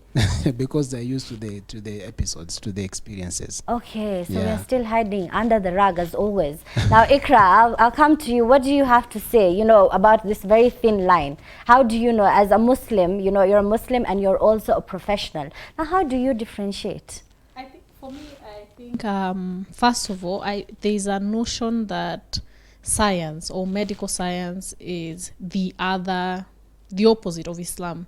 But I think we need to acknowledge that medical science is an extension of Islam. I don't know why we feel the need to put it that it's that medical science is Western, while all these medical sciences, mathematics, all these things were started by Muslims. So I don't know what time we got in time to now say that this is no longer an Islamic thing. It is now on the other side. So the hostility towards medical sciences, I think, needs to be addressed as a topic of its own, because if you look at the beginners of medical science, they were Muslims. Islam is the one that brought medical science into where it is today. So I don't know why we somewhat reached a place where we disowned it. So the conversation of which one should you use as opposed or which one is better should not even be there, because these are both ways in which we have been given to solve our problems. There is none that is non-Islamic. Now, to tell whether something is a possession or not, if you now seek both ways, like he said, like the Sheikh said, you seek both, but if you go to the hospital and it responds to medication, then it was not gene possession. Because gene possession should not respond to medication, right? So if you come to the hospital and you're given medication and it responds positively, there are changes, then it is not gene possession. But you cannot know that until you come to the hospital. So I think seeking both ways, not after 10 sessions of Rukia, but from the beginning, start with both. Just like, and you see, I think people also need to understand that just like your body, you know, for us, Islamically, we are divided into 4 parts. So, but generally, scientifically, we put body, mind, and soul. And just like our body can get sick, our minds and our souls do get sick. But I think we live in a society that is very much biological. Anything that is biological, we run to the hospital. We don't go for Rukia first. Rukia comes as an after. But when it comes to mental and, you know, spiritual illnesses, we do the opposite. Meaning, which comes not only from the ignorance from Muslims, but as an African perspective. I think we have a tendency to demonize what we don't understand. We'll be coming right back there. Now, Sheikh, there is a perspective from people. From my research, I came to find out that they say the jinn causes mental illness. Is that true? Can be a cause of mental illness. That can be a cause, yes. Okay, why so? Please explain to us. Why so? Detail. Because mainly the jinn, when it targets the human being, the first thing it targets is the mind. So in most cases, you find that anybody who is possessed by the jinn, mostly the jinn is based there on the head. So it targets the mind, whereby it's able to control the whole body. So there are higher chances that majority of the mental illnesses is associated with the jinn, but not all of it. Yeah. What do you have to say about that? Personally, I don't know where, and I cannot speak on where it possesses, but mental illness is real. There's a whole science behind it. It did not begin like, I don't know, 100 years ago. There's a whole science behind mental illness, psychiatry, and everything about it exists. And the fact that there's medications, you know, there cannot be a whole industry of pharmacology that exists for illnesses that are non-existent. Yeah. Now, Sheikh, I'll come back to you. Is there anything like mental illness in the Muslim society? Yeah, it exists. Please give us some backup information on that. Okay. Number one, you see that there are many prerequisite, let's say conditions, the preconditions of many of the ibadas that you're supposed to be doing. And one of these conditions is that the sanity of the person should be put into question. So like prayer, you are not eligible to pray if you are insane. The Prophet in hadith, he says, Rufi al-qalam and thalath. There are 3 people who are not held accountable for whatever that they do. One of them is somebody who is mentally ill. So mental illness is there. It is something that is appreciated in Islam. Yeah. Okay, is there any punishment for someone who does not, who treats another human being badly? Like, if someone is having a mental illness, we usually tend to say they're mad. Is there anything like in Islam that teaches us to be kind to another human being? Yes, we have to be kind to them. You have to be kind to everybody. In fact, you see, this person who is mentally ill, we said number 1, they're not held responsible for whatever action they do. Which means they have to be accommodated. If they do something wrong, we need to do what? We need to try to correct them politely. We have to accommodate them, understand the situation they are in. They are not in their right senses of mind. But we should also not do what? You should not neglect them. We have to help them, try to support them. And I'm really sorry about what my sister went through during the Ruqya session. You find that most of these people who do the Ruqya, they try to use force, and that is not advisable. Because in the process, you think you are harming, you are hurting, you are injuring, you are beating that jinn, but in real sense, you are injuring the person that you are trying to cure. Well, we'll come back to that. That is another very deep topic. Now, Habiba, I will come to you. You being, a bipolar victim, do you think the Muslim community is confusing jinn possession and mental illness? Exactly. They don't know what actually mental illness is. They can't relate. Like they'll just say that she's possessed, especially when you're just riding around for no reason. They'll just say that you're possessed, yeah. And what are some of the things, like, let's go deep, they said you're mad. What else do you get to hear? Like my sister, my younger sister actually comes and tells me that these kids are actually mocking you. They're saying you are here, you are there. And it also affected her, so she will actually be emotional about it. Yeah. And how has this sickness, bipolar, this illness, have affected you as a person? Like this. And also the society. Tell us some of your experiences. Like me, it comes to a point where your self-esteem becomes low, because you can't even go outside because people just start talking and you hear a lot of things. And I also lost my job because I had a relapse this year. So wow. Yeah. So no one is understanding. No one understands what bipolar is or any other mental illness. And I would like to come to you. There is a message from a lady called Maureen. She's from Nairobi and she's suffering from bipolar. She lost her job because nobody wants to understand that this illness is there. Now, what could you tell such a person? Because the person is very concerned and is watching this program right now and is looking, what can this person do? Okay, first of all, I think most people aren't aware that mental illness is considered as a disability. Okay. Yeah, so and there is a Disability Act to protect you from being fired or being discriminated against. Wow. So actually getting access to the disability card, which you can come to Matari Hospital or any other psychiatric hospital for assessment of disability, mental disability. Once you get that card, I think it protects you from your employer or even just getting rights that you wouldn't get before. Yeah. Wow, that's amazing. That's an amazing point that not many of us knew. And since you lost your job at that time, if you knew, is there anything that she can do now? I don't know if we can go back on that, but I think for future purposes, it would be important to look into the disability card. Yeah. Okay. So Maureen, you just heard it from Ikra, and please visit Madari Hospital or any other clinic and get that card. And just know that you are worth every bit. You are worth of employment. You are worth of love. And we wish you all the best from Horizon TV. Now, coming back to this, we have this jinn possession again, and we have, mental illness. So why is it that our Muslim community is so, adamant on this jinn possession? Where did all this come about, Sheikh Ratib? I think this goes beyond just Islam as a faith, but it is in the culture also. Okay. Tell me more about the culture. Why? Even in the culture, Yeah. you see, I was trying to do some research when you told me that this is the topic that we're going to discuss today. Yes. And I came to realize that it's not only in the Islamic faith, but Hinduism, they have the same, Buddhism, Judaism, even in some evangelical Christians, they also have the same belief. So it's not only about Islam. So it is there in the human society. Is it something that we're taught when we are very young?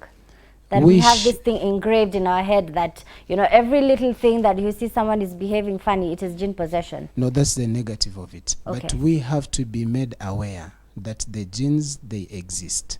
If you do ABCD, then you are doing what? You are attracting them. If you do ABCD, you're trying to avoid them. We have to create that awareness as well. Not that we wait until it is too late when somebody is already affected, then we start doing what? We start accusing each other. Yeah. What about you, Ikra? What do you have to say about that? Because, you know, as from her story, she said that the first thing her family thought, which I'm not saying is a bad thing, you know, is taking her for ruqya. And I'm sure, what is your experience in that field where you get so many Muslim patients and even African patients? Because I'm not limiting this to the Muslim community only. Okay, yeah, I think within my experience, clinically, I've experienced that with Muslim patients or clients, that first, we are not the first avenue that they come to. They have gone elsewhere, and then now things have failed elsewhere, where maybe Rukia, and now that is when they are coming to Mathare Hospital or any other psychiatric units. So I think there is, and also with Africans, some Africans, not all of them, there are some people who are, I find it that if people are more traditional, they're more likely to believe that amerogwa or something like that. And even after the medication works, it doesn't get out of their head. I think it's called spiritual bypassing. As Africans, most of us are spiritual bypassers. What we don't understand, again, like I said, we throw it to some spirit out there that it has to be from an evil spirit, and that's it. But you have to understand that there's not a different genetics to Africans versus Western Europeans, versus the genetics are the same. The human conditions are going to face all of us, whether we are African or not. So there's not mental illness is not Mzungu illness, because genetically, is it a white people's problem? That is what people say. It is not a white people's problem. It's just that white people have accepted it and are not throwing it to someone else or some other spirit that does not, they are not bypassing it. They are acknowledging it, that this is an issue that is happening. I think for us Africans is we have a tendency to throw things somewhere. We don't understand it, we can't explain it. So and something, before we take a break, there is something that she said. Habiba said that she could not share it with other people because she felt it was something personal. Yes. By the way, is mental illness something personal? It is not personal. Okay. Just like, it's very sad that we have harambes for, I don't know, even knee surgeries, stomach, whatever, but you've never had harambe for any mental illness issues. Never ever. They're even locked up in a room. So that shows the level of discrimination that we have towards people. And also we personally discriminate ourselves. When you're sick, even with a small headache, you announce it to everyone, even the person sitting next to you in a matatu. True. When you're feeling suicidal, which is an natural sign. By the way, being suicidal is not evolutionary signal of a human being. As human beings, we are supposed to work towards surviving. So anytime you're feeling suicidal, it means your system is working backwards. You understand? Something needs to be done. Exactly. Ikra, we're going to come back to that. We need to take a short break. So we will be taking a short break. Remember, this is the round table where we discuss controversial and thorny issues in our society. Stay tuned.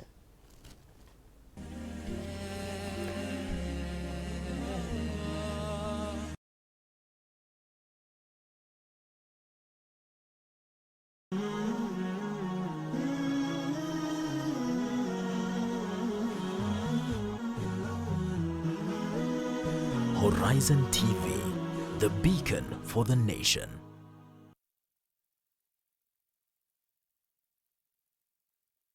On the next episode, Sisi saa nyingine hatutia akilini kwamba tuna silaha kubwa na dua. Na dua Mtume salam anasema adduau mukhul ibada, ndio kiini cha ibada. Kwa hivyo mtu hata mambo ambayo huyawezi, una hali ambayo si mzuri mtoto wako, una hali baina wewe na ahli yako, una hali ya maradhi yamekuja katika kwako kwa watoto, tusidharau dua. Qur'ani kitabu changu, Qur'ani mwongozo wangu, Qur'ani mwombezi wangu, Qur'ani pumbao langu, ni kitabu chenye haki huipati. Abu Najma with kids. We learn Quran. We learn Quran. We learn Quran. We learn Quran. We learn Hadith. We learn Hadith. We learn Hadith. We learn Hadith. We learn the duas. We learn the duas. We learn the duas. We learn the duas. We love a prophet. We love a prophet. We love a prophet. We love a prophet.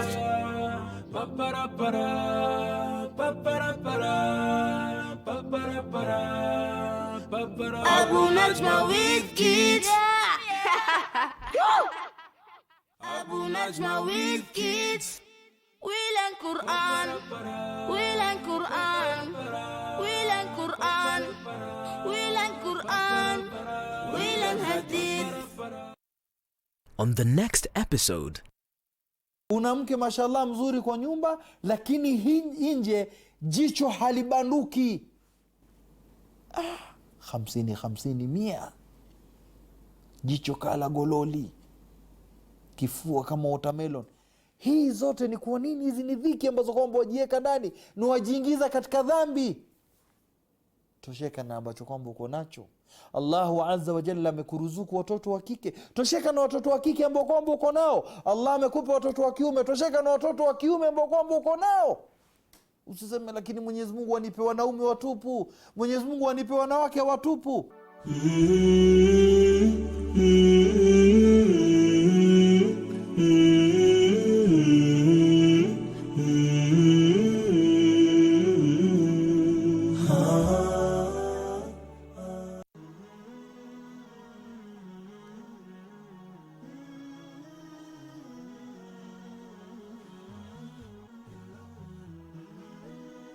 Horizon TV, the beacon for the nation. On the next episode, Watu wasema Ayatul Kursi ukisoma kwa makini ni dalili ya kutosha kwamba hii Qur'ani ni kitabu cha Mwenyezi Mungu. Vile Mwenyezi Mungu huyu anayeaminiwa na Waislamu amejisifu kwa sifa gani? Kama kwamba aonyesha kwamba maadamu Mwenyezi Mungu sifa zake ni hizi, lazima kila mtu amwamini Mwenyezi Mungu huyu. Sasa atakakueleza watu pamoja na hayo kwamba Mwenyezi Mungu anastahiki kuaminiwa na watu wa Waislamu wote, lakini lao mtu hakuwa Muislamu hafai kulazimishwa kwa Muislamu kwa nguvu. Mwenyezi Mungu asema la ikraha fi din, hakuna kulazimishwa mtu yoyote kuingia katika dini ya Uislamu.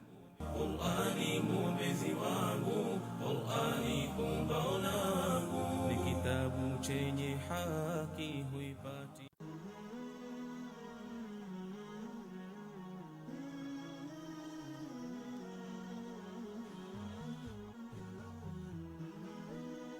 Horizon TV, the beacon for the nation.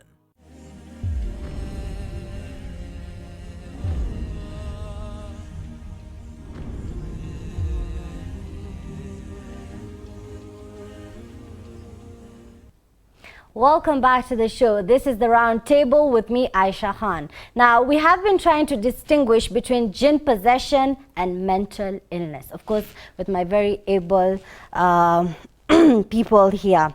So now I will come to this issue of, in this day and age, there's an alarming rate of suicide, homicide that is as a result of depression. So all throughout this week, there have been stories. Today even there was a story.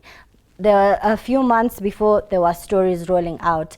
And even 2 days back, there was a story, and you find a husband is killing a wife, the wife is killing the husband, the mother is killing her children, you know, and in secondary school people are committing suicide.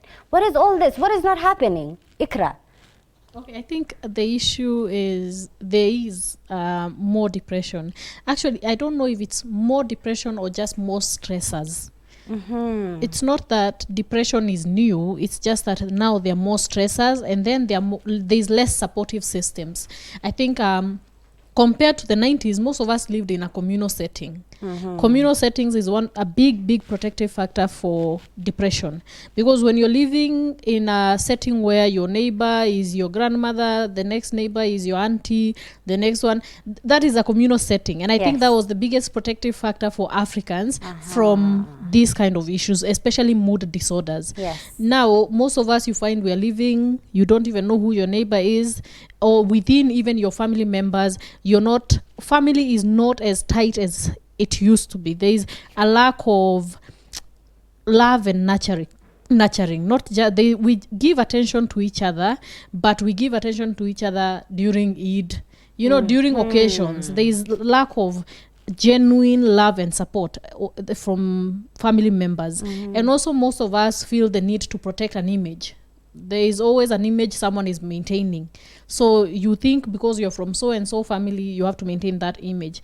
And also the other thing that I think is contributing is society today. The pressure is very, very high. The pressure to make it is very high. The pressure to maintain, and also awareness. People know what a family is supposed to be like. Children know. Back in the days, children didn't understand that your parents are supposed to give you anything beyond food, clothing, and shelter. Nowadays, because of social media, they know that your parents are supposed to be loving, they're supposed to be kind.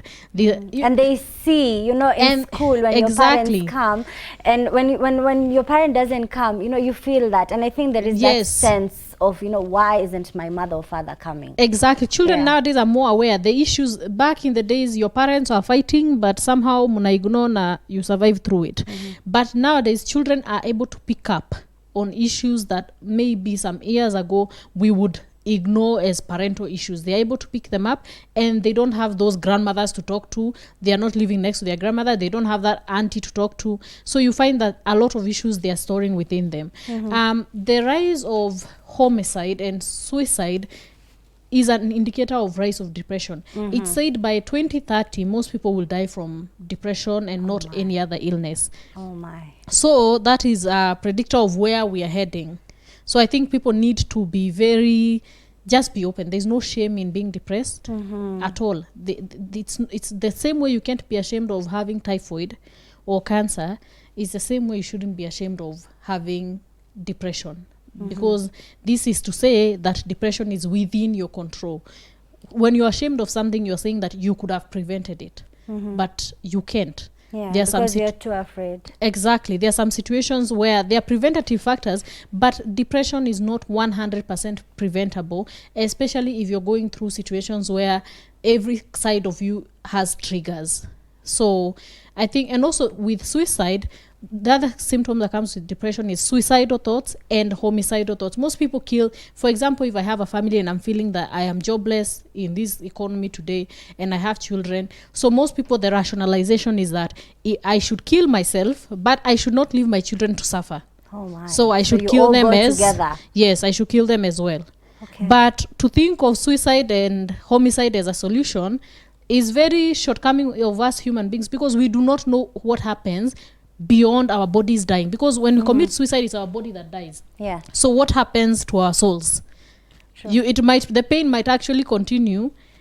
It's just that your body is not there to feel it. So suicide may not be the solution. Your soul might be driving you to kill your body because it lives within your body, but when you die physically, is that the end of you? I think Islamically it's not. So the pain hereafter. Yes, the pain does continue and could continue. Thank you so much for that, Ikra. Now coming to you, Sheikh Ratib, what do you think are some of the causes? Are we not religious enough? People say, unajua kama hauna dini, let me put it in Kiswahili, ndio maana sasa Mwenyezi Mungu anakufanyia hivi. Is it true?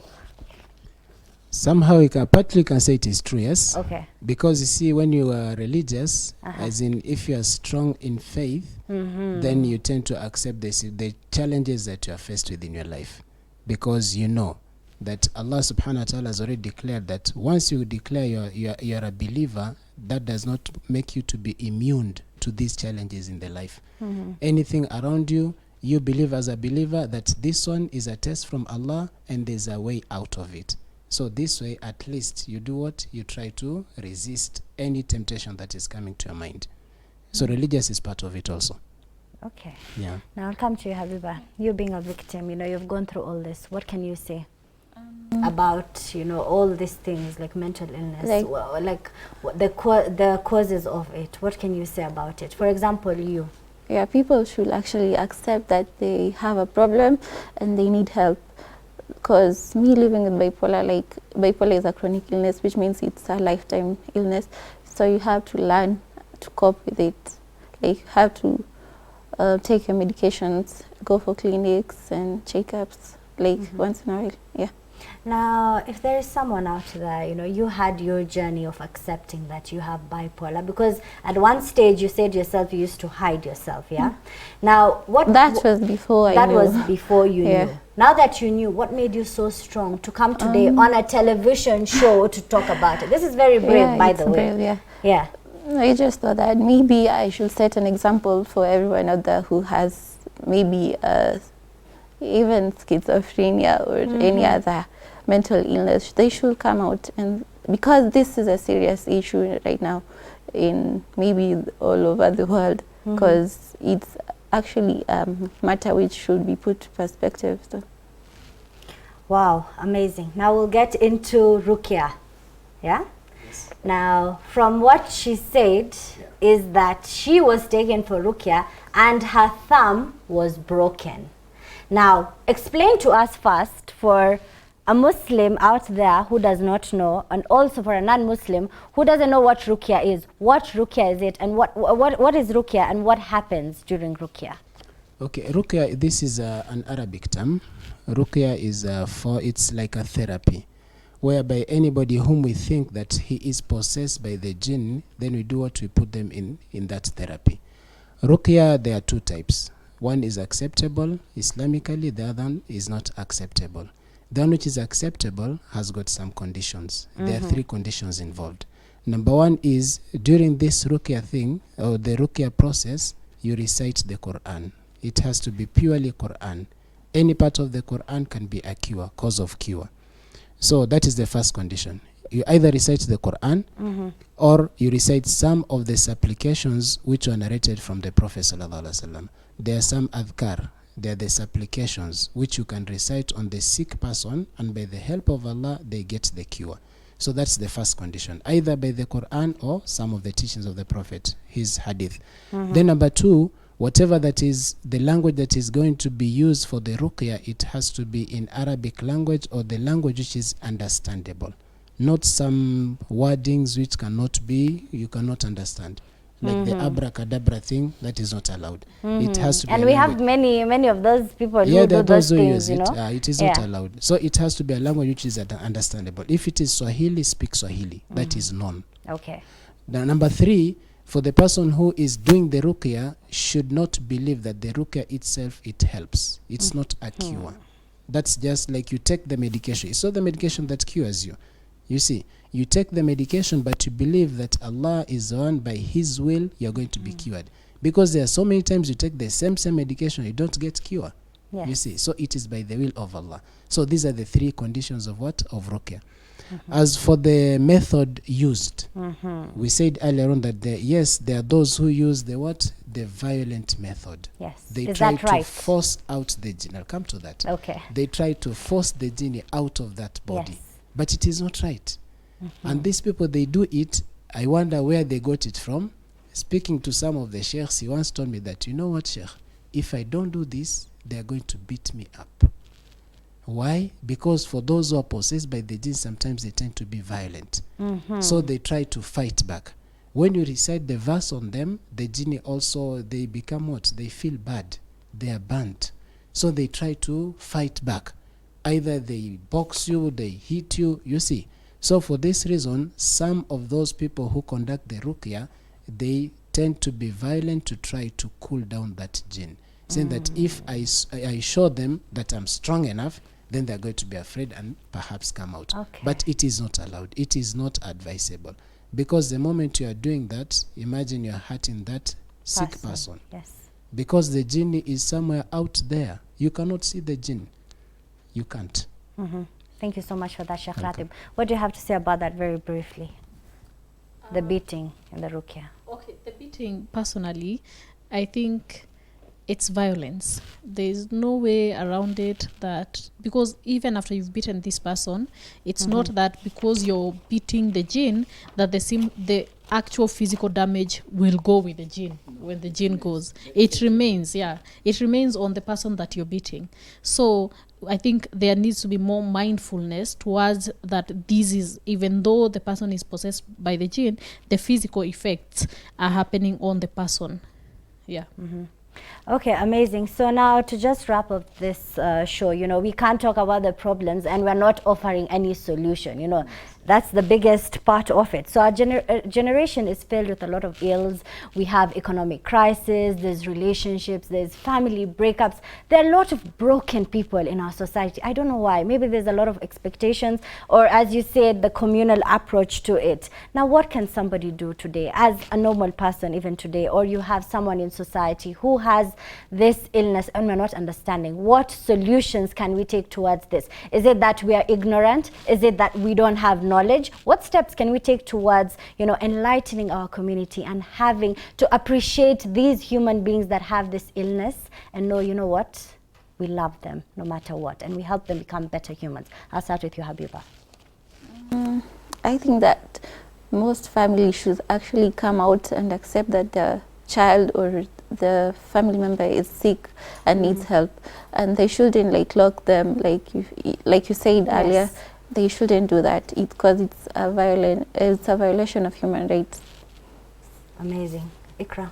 I think, like she said, yes, let's accept people, because there is not, by acknowledging that, first of all, everyone is a human being, whether possessed or not, it's a human being. And we cannot be, especially as Muslims, we cannot be hailing the Creator while disrespecting or disregarding the creation. So I think we need to be kinder to each other. And personally, I think we need to work on knowing ourselves. I think most of us, we don't know ourselves. We know ourselves as an extension of other people. We know ourselves as so-and-so's daughters. We know ourselves as so-and-so's wife. We don't truly know ourselves. And then we also don't look into our family backgrounds. We don't look at what stressors are we facing. And also we don't seek help. Yeah, that is a big problem. Not knowing ourselves and not seeking help, and undermining issues that are actually happening within our life. We sleep and hope that by tomorrow it's gone. And now that is where you see people are using any intoxicants to cope.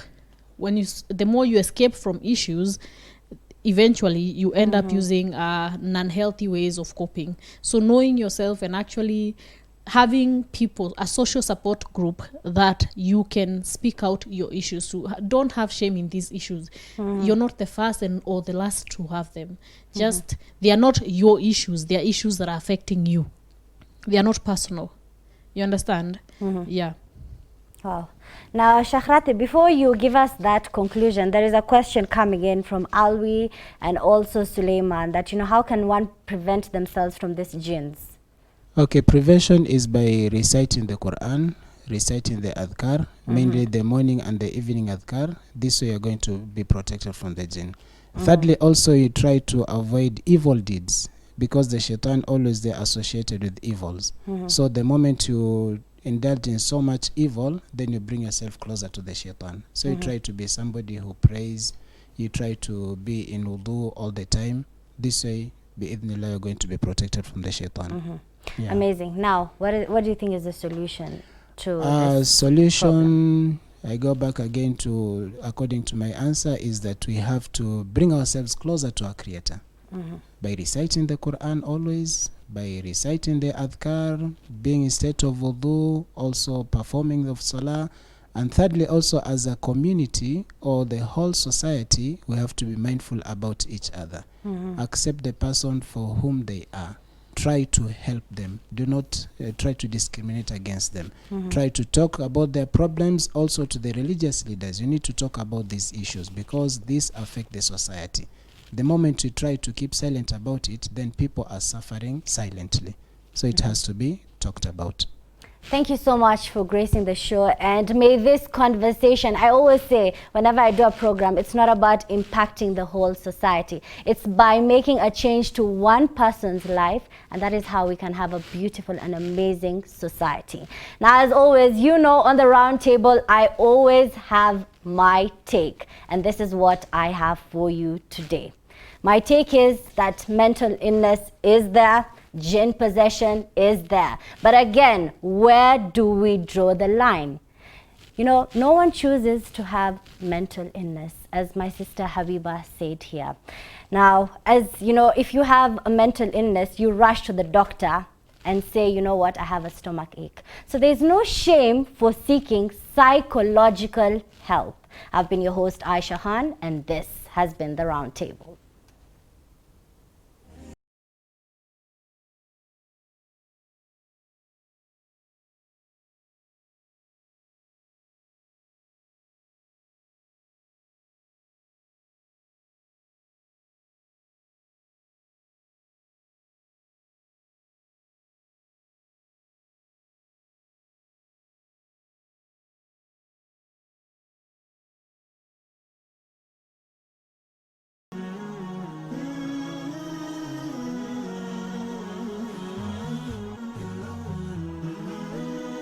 Horizon TV, the beacon for the nation.